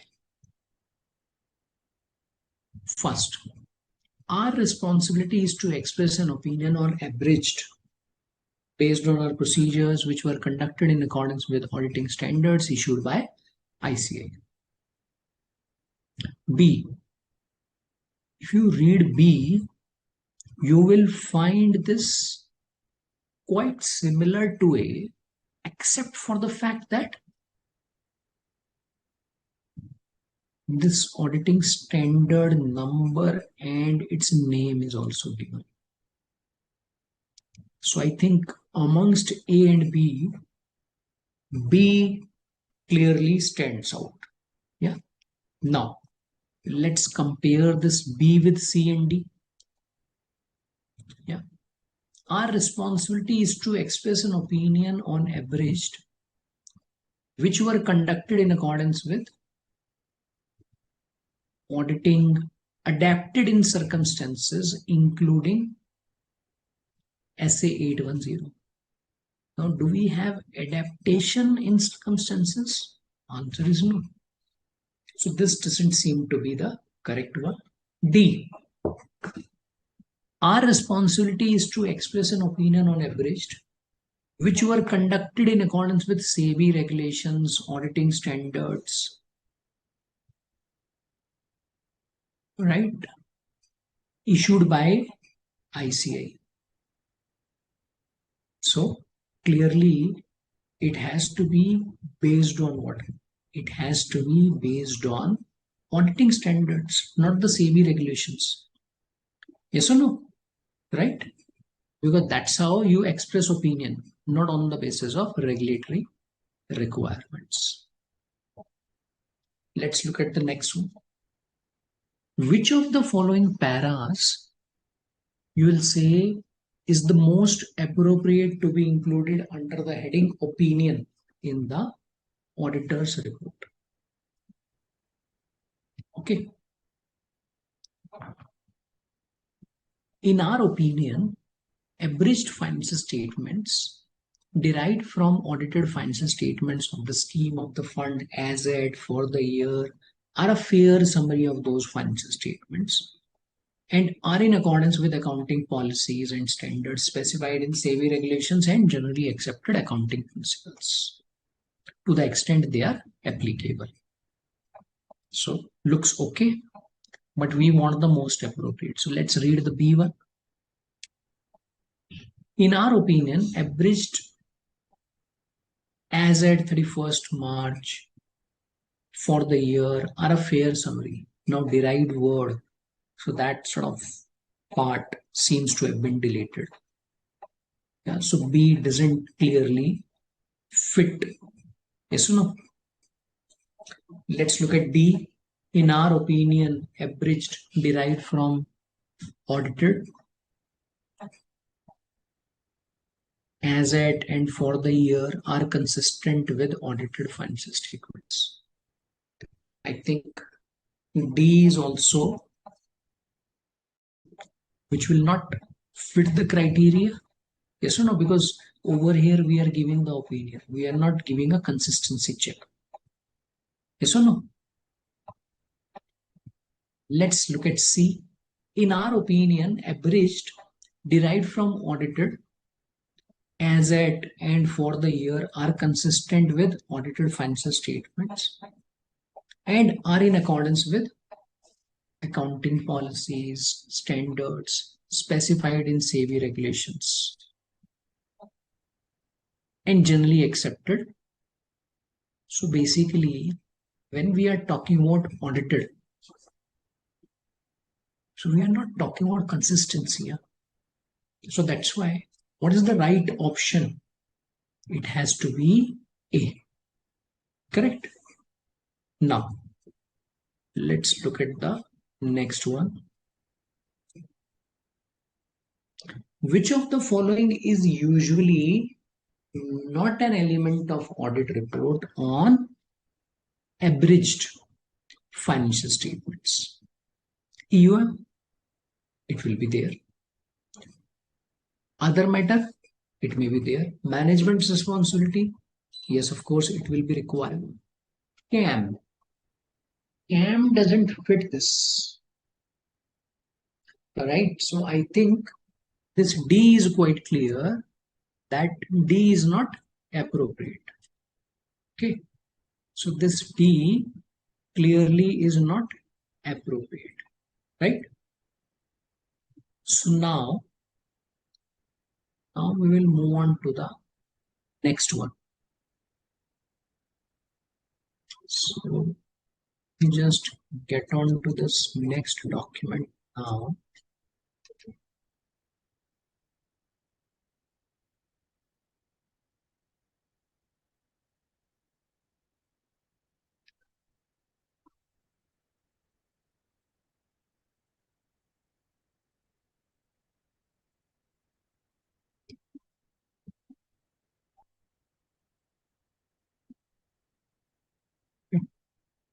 Now, moving on to this next chapter, we will discuss some questions around it.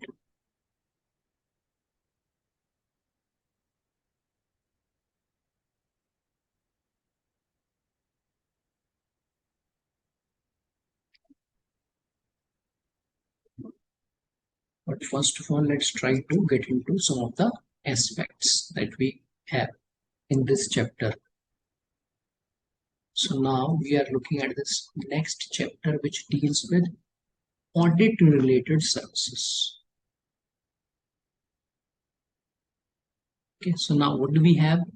We have this SRS 4400, SRS 4410. So let's talk about both. Let's try to understand both, and then we'll move on to questions around. Okay. Now, what is this SRS 4400? And what do we have in case of engagements to perform agreed upon procedures regarding the financial information?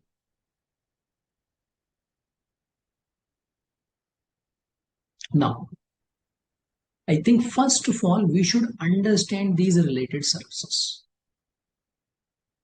See, assurance engagement would mean an engagement in which a practitioner expresses a conclusion designed to enhance the degree of confidence of intended users other than responsible party about the outcome of evaluation or measurement of a subject matter against the criteria. Clear? Yeah. It means practitioner gives an opinion about specific information due to which users of information are able to make the confident decisions. Right? So that's the whole purpose of any assurance. Yeah. So for example, if you talk about audit, so that's the whole purpose. Correct? Not all the engagements performed by practitioners are assurance engagements. So you can say some of the frequently performed engagements which do not fall within the purview of assurance. What do you have? Preparation of tax returns, where no conclusion conveying assurance is expressed. Consulting or advisory engagements such as management and tax consulting. Okay.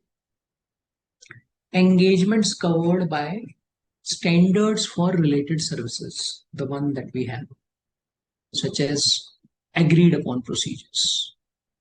Very commonly, this is referred to as AUP.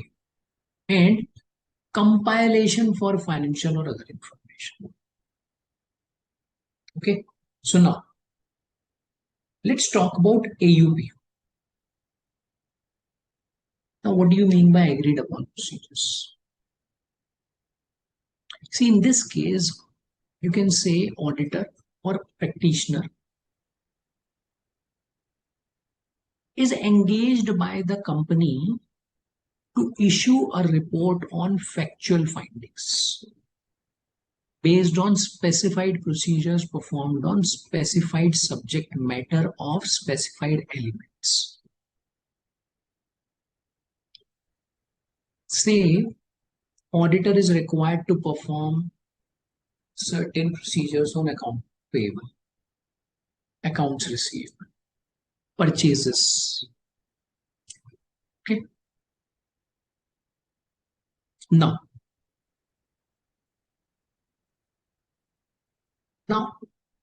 what is really required when you are talking about agreed upon procedures?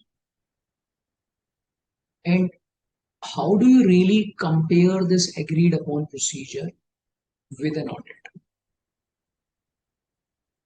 So we'll talk about both of these things, but before that, now please understand it's a practitioner who is going to be involved here. So that's why some of the fundamental requirements that you have in relation to integrity, confidentiality, objectivity, professional misconduct, all of these considerations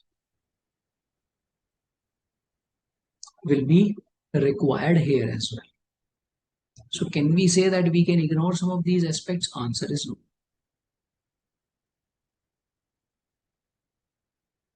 Okay, now When you look at this independence, see, because again over here the checking is required. Okay, so that's why that will also be an element for one to evaluate and of course look into. Yeah, so that's something you will generally find to be in place. It's not a prerequisite, but basis the procedures are performed. We can say because the kind of procedures you'll do will need to have that, right? Now, for this agreed upon procedures, I think as a first step, what we can do is we can just try to look into this AUP. Then we will compare this with audit. Okay, that will give us a complete clarity of what is it you will have in case of AUP, right? So once we understand that, I think that will be helpful, right?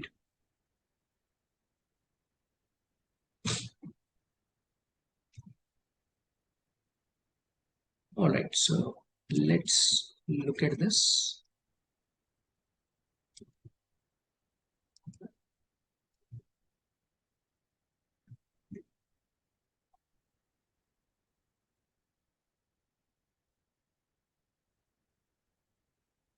Now we are talking about AUP.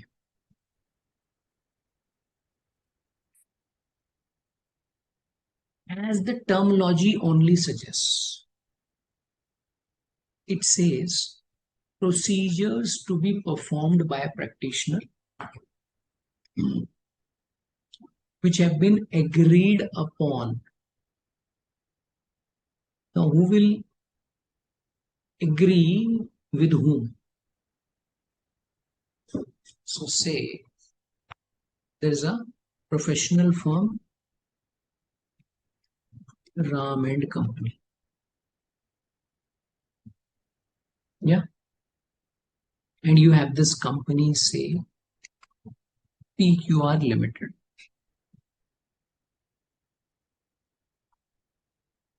If Ram and Company were to perform the audit, means statutory audit. Now, this is important because over here we are not only trying to understand the AUP, we are also trying to compare this with audit. Once you understand that, you'll get a complete clarity, because at times it may become confusing, but if you understand the difference between these two, okay, I'm sure you'll have absolute clarity as to what is really required to be done.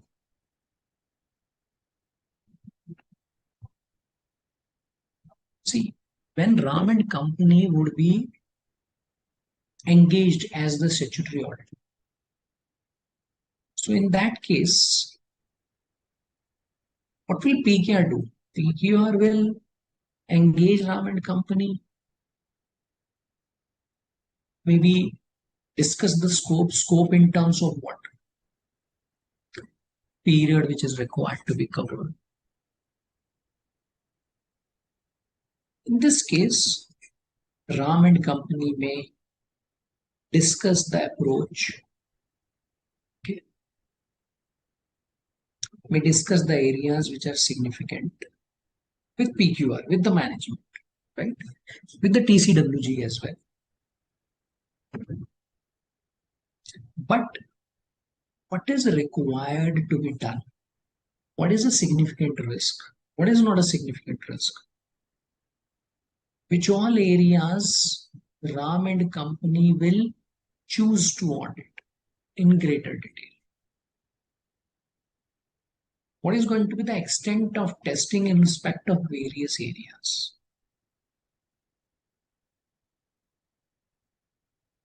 Ram and Company may discuss this with PQR, but who is going to control this aspect? Who is going to be the one who decides this? And even if it's discussed, it's Ram and Company who will always remain flexible.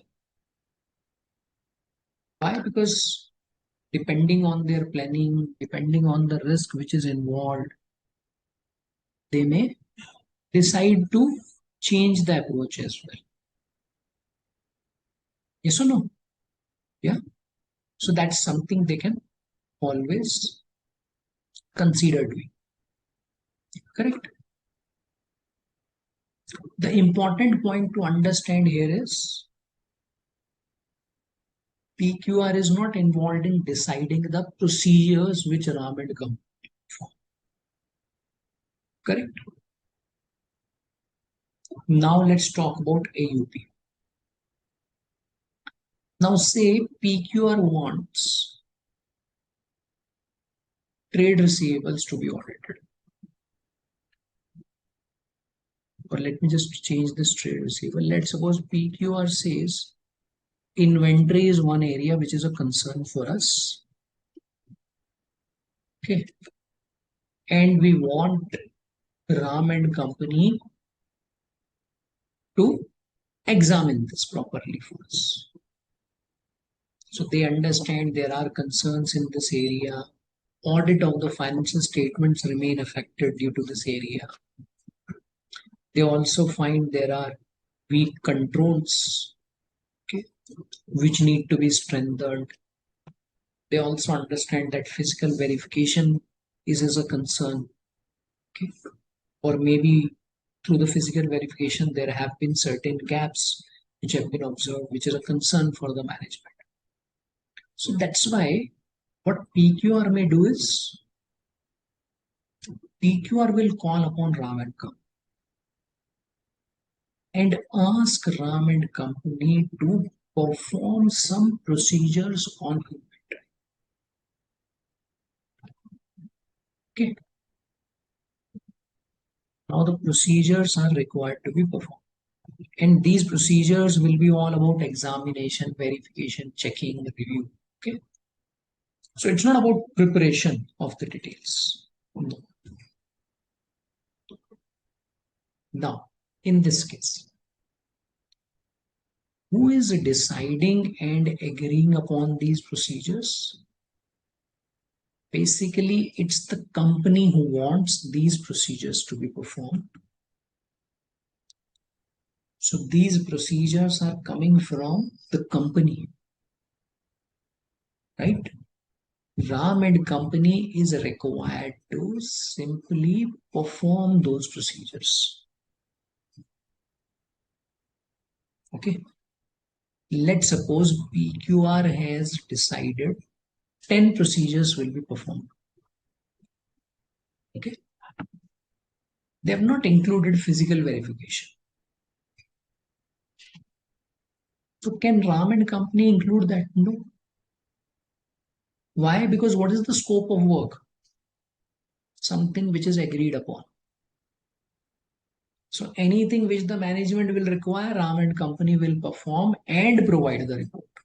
That this is what you wanted me to check and I have checked this and this is the outcome. Yes or no? Yeah. So in this case, will there be any opinion? No. Will there be any conclusion? No. So only the outcome will be there. Outcome you can say could be an observation or a finding by whatever nomenclature we may call it as. Right? Let's suppose the company requires that in relation to inventory, verify the costing. Okay. Now costing is quite a generic term. You can say verify the cost allocation.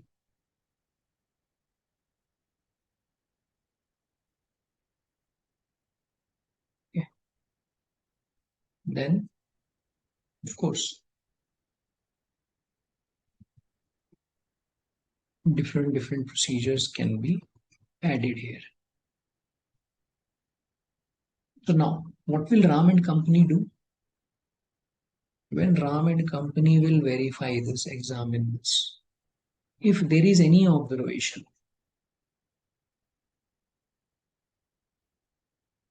So Ram and company will say that this is what you wanted me to verify. This is what I have verified. Means this was the procedure you required. This is the procedure I performed. So the required procedure was to verify. Procedure performed is what? Verified. And what is the outcome? So maybe things were okay. Maybe things were okay. Means there is no observation. So is it necessary that the observation will be there? No, it's not necessary. Observation may or may not be there. Right? So if there's an observation, Ram and company will report that. If there is no observation, Ram and company will also report the same.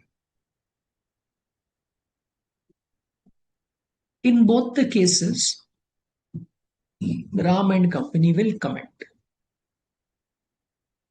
If there is no observation, Ram will say, okay, fine, it's all good.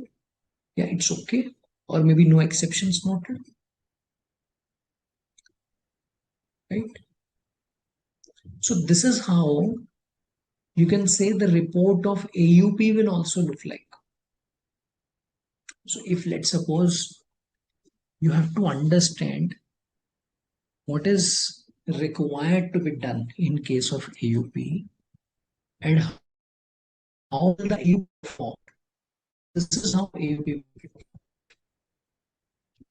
Very simply. That's the way to go about any AUP. Understood?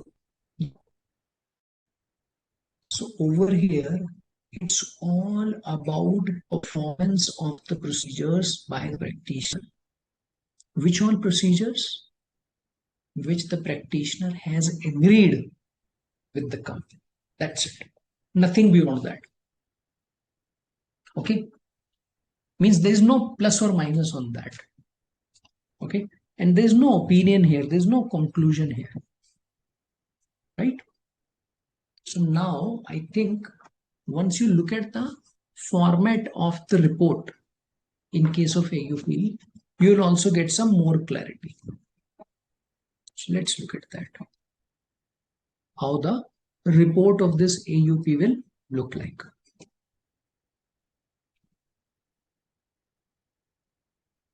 So when you begin with this, of course, there will be a title to begin with, addressee, identification of specific financial or non-financial information to which AUP have been applied. So one will have to specify statement that procedures performed were those agreed upon with the recipient. Statement that engagement was performed in accordance with this SRS. Right? Identification of the purpose for which AUP were performed. Right? Then comes the next point. Now you may be thinking that a listing of specified procedures performed, will you include that in the report? Answer is yes. Why? Because that is what is required. So if you don't specify the procedures, what do you do? Correct? What do you do? So that's how you need to draft the report in case of AUP. Okay. A description of factual findings of the auditor, including sufficient details of errors and exceptions found. Statement that procedures performed do not constitute either an audit or a review. So that clarification sort of will be required. Statement that had the auditor performed additional procedures, say an audit or a review, So the outcome could have been different. Other matters might have come to the light that would have been reported in such a scenario. Statement that report is restricted to those parties that have agreed to procedures to be performed. Statement that report relates only to the elements, accounts, items, or financial and non-financial information specified. It doesn't extend to entities' financial statements taken as a whole. Obviously, that's the purpose, because it's not an audit of the financial statements anyways. It will always be in relation to some specified areas. Yeah. And then you'll have this date of report, place of signature, and auditor's signature. Okay. Now, moving on to this next standard on related services, compilation engagement. Now, what is a compilation engagement? Now, it's an engagement in which a practitioner applies accounting and financial reporting expertise, okay, to assist the management in preparation and presentation of financial information of an entity, and issues a report. Okay, so in this case, management may request a professional accountant in public practice to assist with the preparation and presentation of financial information. Right? So in this case, because it's all about preparation and presentation, so I think one has to be very clear. It's not an assurance engagement. Yes or no? It's not going to be an assurance engagement. Right? When the practitioner will be involved in compilation,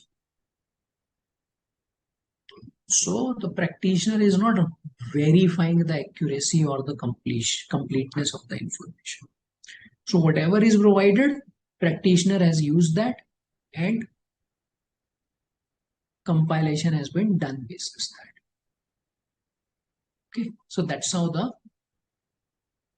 approach will be. Right? Now, in this case, even though the practitioner is involved, it's the management who will be responsible for the financial information. So they cannot just pass it on. Yes or no? Right? Now, management responsibility in this case will continue to be in line with what is really required. Now, how will the report look like, which is required to be issued by the practitioner? Title, addressee, statement that practitioner has compiled the financial information based on information provided by the management. That's one. Description of responsibilities of management or TCWG in relation to compilation engagement and in relation to financial information. Identification of applicable financial reporting frame. And if a special purpose financial reporting framework is used, a description or a reference to the description of that special purpose financial reporting frame. Okay. Identification of financial information, including title of each element of financial information. If it comprises more than one element, and the date of financial information or the period to which it relates. Description of practitioner's responsibilities in compiling the same. Okay. And then, of course, explanations around it will be included as the part of the report, which will then be, of course, signed off. Okay. Now, so now what we will do is, I think, can just start picking up some questions. Okay, so now what I'll do is, Just give me a minute. I'll just move on to the RTP first. Okay. So I'll put RTP. Just give me a minute.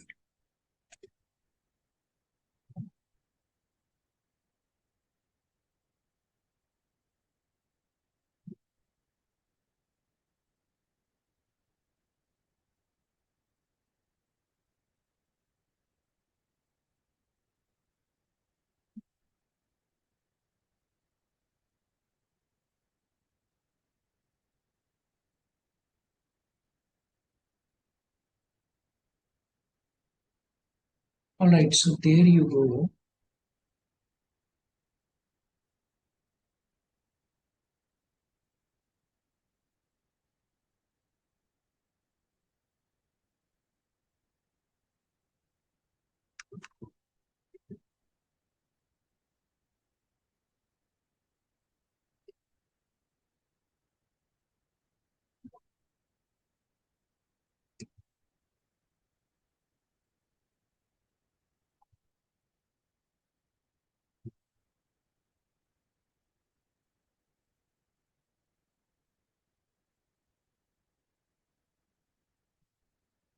Okay. So I'll pick up this uh, May 20.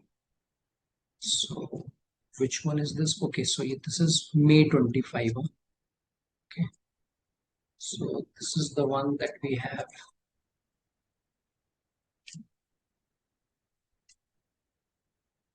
So let's look at this one.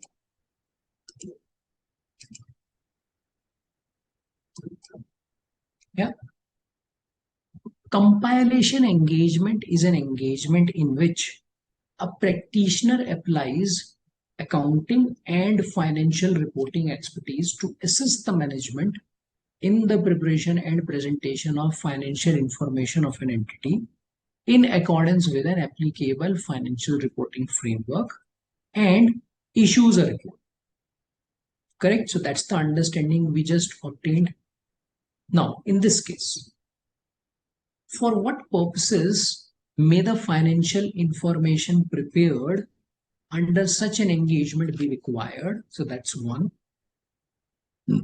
Briefly discuss the elements of practitioner report for such an engagement. Okay, so let's look at this, right?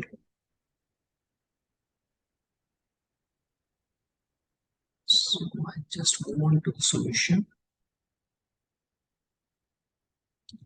Now, giving the reference of this standard on related services, so that's how you'll also be required to approach this in the exam. Financial information that is a subject of compilation engagement may be required for various purposes, including means we are not giving an exhaustive list here. Okay, so these are all illustrative. Now, so for what all purposes you may have that. One, to comply with mandatory periodic financial reporting requirements, which are established saying law or regulation, if any. Yeah. Now, periodic could be a quarterly one, could be an annual one. For purposes which are unrelated to mandatory financial reporting. Yeah. Say, for example,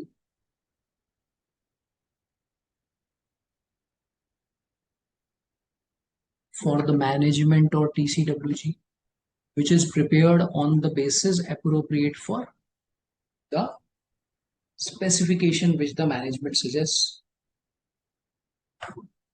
Say for their internal purposes, for their internal usage, they decide that this is how we want to go about it. Clear? For periodic financial reporting undertaken for external parties as well. Now, that could be through a contractual arrangement or whatever arrangement entity is going to have with those external parties. Say, financial information provided to a funding body to support provision or continuation of a grant. So that's where some information is required to be given, which is required to be prepared. So how do you prepare that?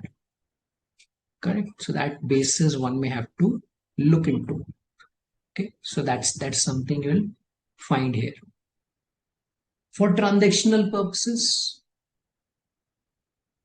say, for example, to support a transaction involving changes to the entity's ownership or financing structure, say a merger or an acquisition. Correct. Now, these are only some of the purposes. Now, it could be anything, right? Now, what do you have in case of the report? I think that's the thing we just looked at. Let's look at this again. Title, addressee, statement that the practitioner has compiled the financial information based on what? Based on information provided by the management. It's not audited. Correct? Description of management responsibilities. Right? Identification of applicable financial reporting framework. Yeah. Description of that special purpose, if at all it's there. Identification of financial information, including the title of each element of the financial information, if it comprises more than one element, and date of financial information, period to which it relates. Okay. Description of practitioner's responsibilities in compiling the financial information. Right. So management responsibilities are specified. Now the practitioner responsibilities.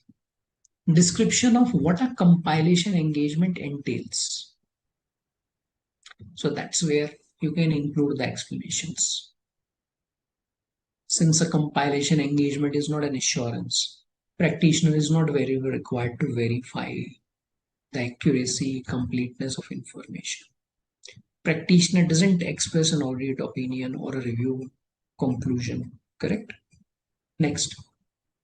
If the financial information is prepared using special purpose framework. So the explanation. Yeah. About what? Purpose for which the financial statement, financial information is prepared. Intended users. Okay. And draw the attention of the readers of the report to the fact that financial information is prepared in accordance with special purpose framework. Okay. And that's how you will end the report. Yeah. So it will be the date, signature, and the place. All of those things will be specified. Right. Now, moving further, moving on to the next one. Okay. So there we just give me a minute. I'll pick up the next one.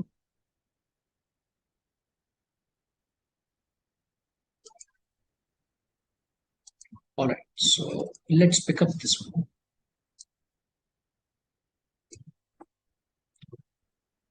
A chartered accountant has been requested to undertake a compilation engagement for the preparation of financial information of an entity. Right? Financial information is intended to be used by a group of external stakeholders, and engagement is expected to continue on a recurring basis. So this is something which will go on. Maybe it's a quarterly exercise, annual exercise, or monthly exercise. Again, depending on the period which is there. While considering the acceptance of the engagement, practitioner holds preliminary discussions with the management regarding the manner in which engagement will be carried out, nature of the information to be prepared, right? In the above context, analyze the matters that the practitioner should ensure are clearly understood and agreed with the management before commencing the engagement. Okay, so now let's look at this.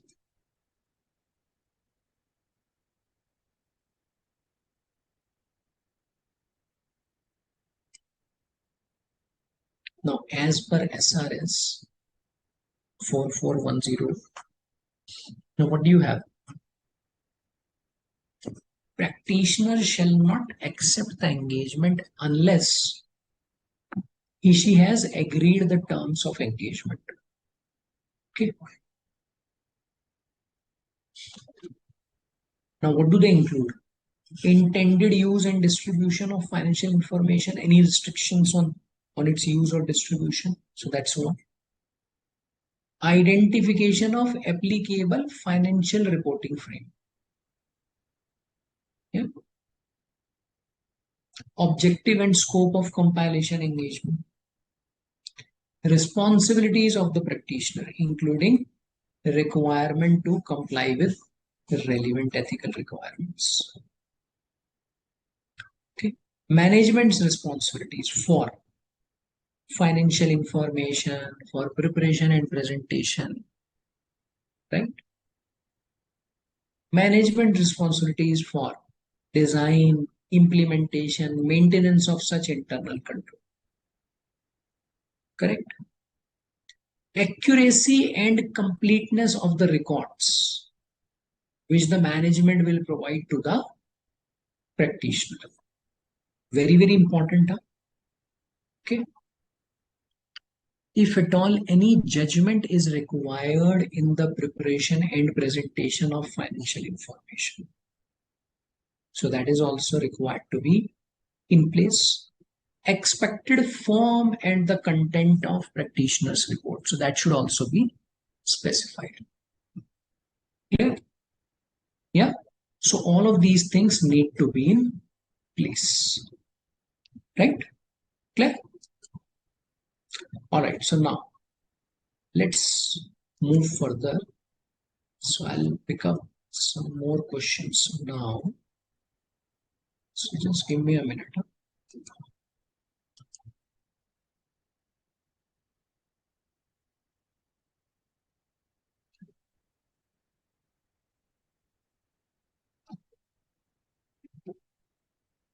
Okay, so I've picked up this January 26 now, right?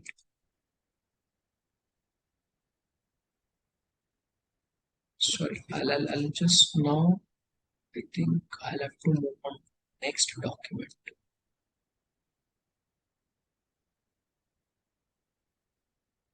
So I think May 26 is the one I've already picked up. Okay, so now I'll go to the next document and we'll discuss some more questions over there. Okay, yeah, so there we go.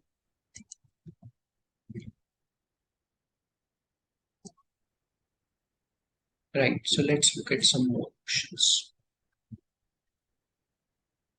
A company asks you to carry out the process of confirmation of its trade receivables.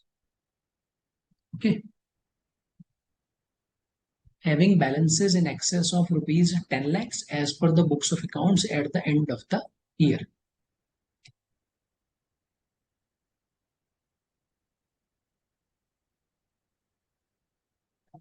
The work to be performed only involves preparing and sending confirmation requests to such parties. Now it's a limited work, that's why it's been specified. So now what is the scope? Now scope is something which is important to be understood. So let's look at this part again. So the work includes what?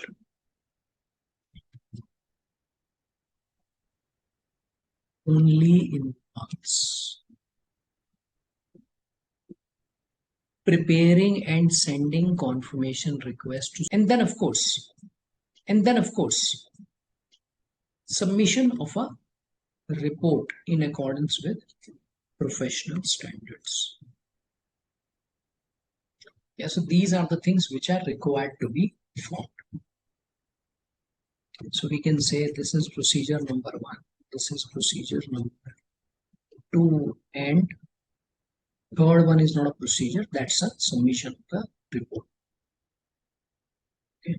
Now, what points have to be kept in mind for inclusion in the report, specifically for such type of engagement? So I think, first of all, what do you need? You need to identify the nature of the engagement. Because only when you identify the nature of the engagement, that's when you will be able to get on to that. You will be able to apply the thoughts. Correct? So now, see, it's all about procedures, right? And the procedures are agreed upon. Yeah.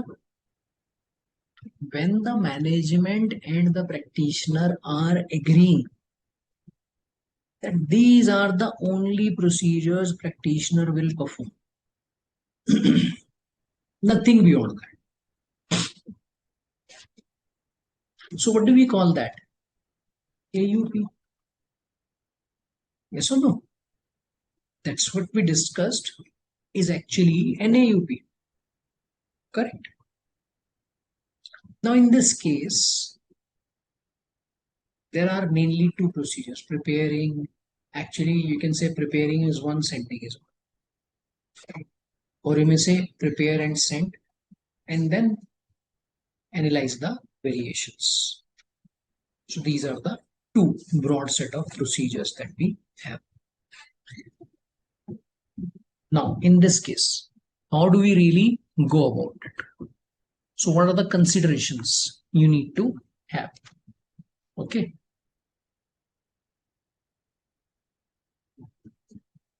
Statement that the procedures performed were those agreed upon with the recipient.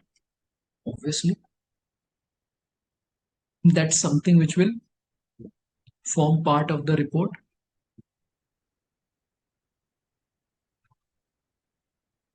Correct. Statement that engagement was performed in accordance with standard on related services, right, which is applicable to this AUP. Identification of the purpose for which AUP were performed, very important.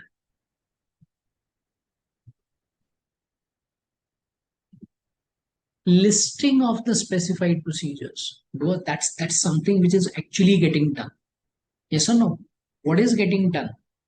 Specified procedures. So a listing of that will be required.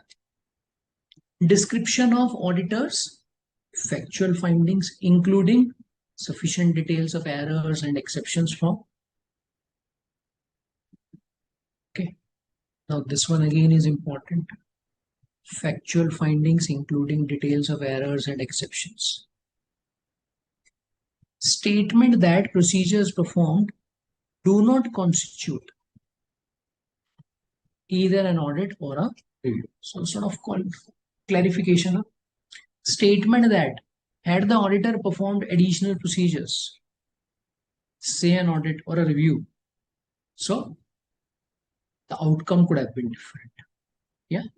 Statement that report is restricted to those parties that have agreed to the procedures to be performed. Statement that report relates only to the elements, accounts, items, or financial, non-financial information, and it doesn't extend to entities' financial statements taken as a right. Next,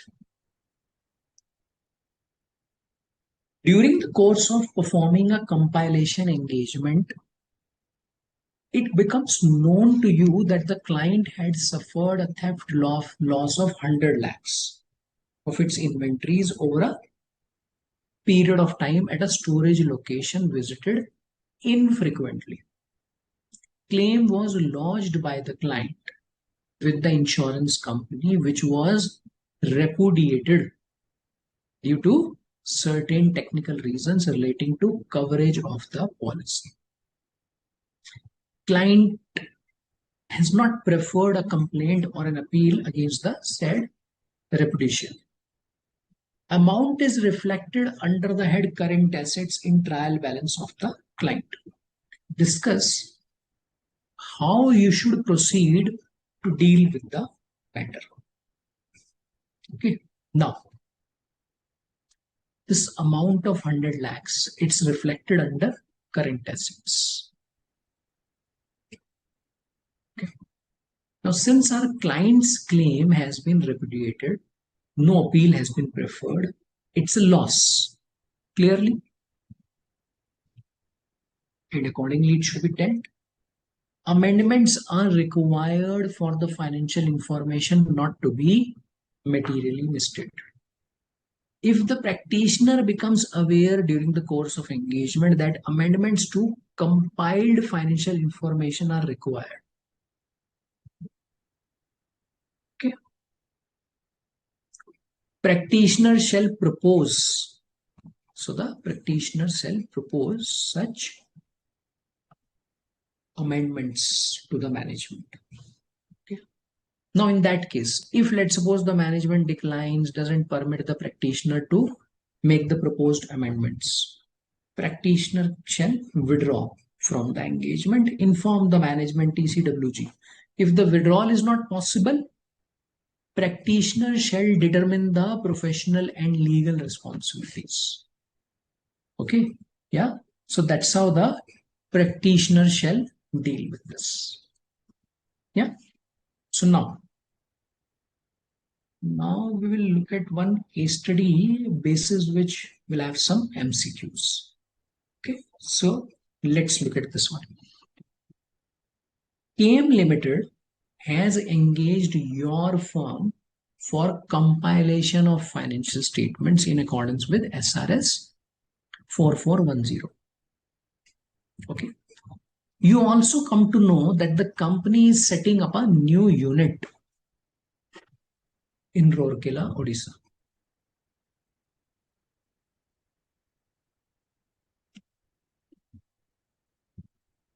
Company management has provided you with draft trial balance, requires assistance in preparation and presentation of its financial statements for the year ended 31st March 24. Management requires such a preparation and presentation for its internal use only. Okay. So it's for the internal use. During the course of the engagement, it is noticed there are apparent errors in few opening balances which are brought forward from the previous year relating to some outstanding incentive receivable from government authorities. These have been swapped with some other balances in the trial balance. However, there are no credit transactions in such incentive accounts or accounts whose balances have been swapped during the year. So that's one. One of the team members suggests it is one of the duties to ensure that the revenue figures stated in the trial balance at least are verified to ensure all revenues required to be booked by the company have in fact been booked. So that's the second one. It is also suggested by this team member that even though it's a compilation engagement, quality control aspects like adhering to Everett standards need to be followed. Before signing and issuing the report under this SRS, you once again read the financial information and it comes to your notice that figures relating to setting up of this new unit have not been properly disclosed. Expenditure was incurred from a bank account maintained in Rourkela, omitted to be shown. You are vacillating regarding above considering the scope of compilation. Team has prepared detailed documentation. Okay, so that anyways is required. Now, you are required to answer some questions basis this. Okay, so we can say there are sort of 5 situations, or you can say 5 pointers. Now, in respect of the errors in some of the opening balances which were noticed as described in a case, Which of the following statement you believe is most appropriate? Now, once again, please remember most appropriate. Okay. Now, such errors should straight away lead to qualification. That's one. Such errors should be brought to the knowledge of the management, obviously. So B seems okay. Knowledge of such type of errors has no effect on the compliance of ethical requirements by the firm. Doesn't seem to be true. Above said matter relates to initial audit engagements, opening balances has no effect. See, clearly, when you look at A, C, D, they don't seem to be the correct one. Forget about the most appropriate one. So that's why, what is the right answer? It has to be B. Clear? Yeah, so it has to be B. Next. As regards the suggestion of one of the team members regarding verification of all the revenues of the company, which of the following statements is again most appropriate? Suggestion of team member is proper, as such verification is part and parcel of such an engagement. Suggestion of team member is proper, as the absence of such verification may make the financial statements misleading. Suggestion of team member is not proper, as verifying the accuracy, completeness of information provided is not required. Yeah, so C seems to be the correct one, but let's look at D. Suggestion of team member is not proper, as compliance with qualitative requirements is not required. So of course, which one is right? It has to be C. Now, in view of team members' suggestion relating to adherence to appropriate standards for quality control. Now, which of the following you say is relevant? Okay. SA 220 is applicable. SQC1 is applicable. Both SA 220 and SQC1 are applicable. SA 220 and SQC1 are not applicable. However, SRS 4410 lays down detailed quality control requirements. So which is the right one? See, because it's all about the quality control, so that's why it has to be B. Right? Next. Which of the following statements is most appropriate as regards omission of expenditure under appropriate heads pertaining to the Rourkela unit in the compiled financial statements? Above noted omission can be misleading. By disregarding such an omission, fundamental principle of integrity is violated. Engagement cannot be performed. Above noted omission can be misleading. By disregarding such an omission, fundamental principle of objectivity is violated. Engagement cannot be performed. So in the first one, they are saying integrity. Second one, they are saying objectivity.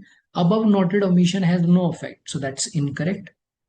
So C and D are clearly incorrect. So which one is the right option? So it has to be A. Correct. Next. Detailed documentation is maintained during the course. Okay, so which one is correct? Final engagement file should be assembled in not more than 60 days. B, not more than 120 days. On a timely basis. C, there is no requirement.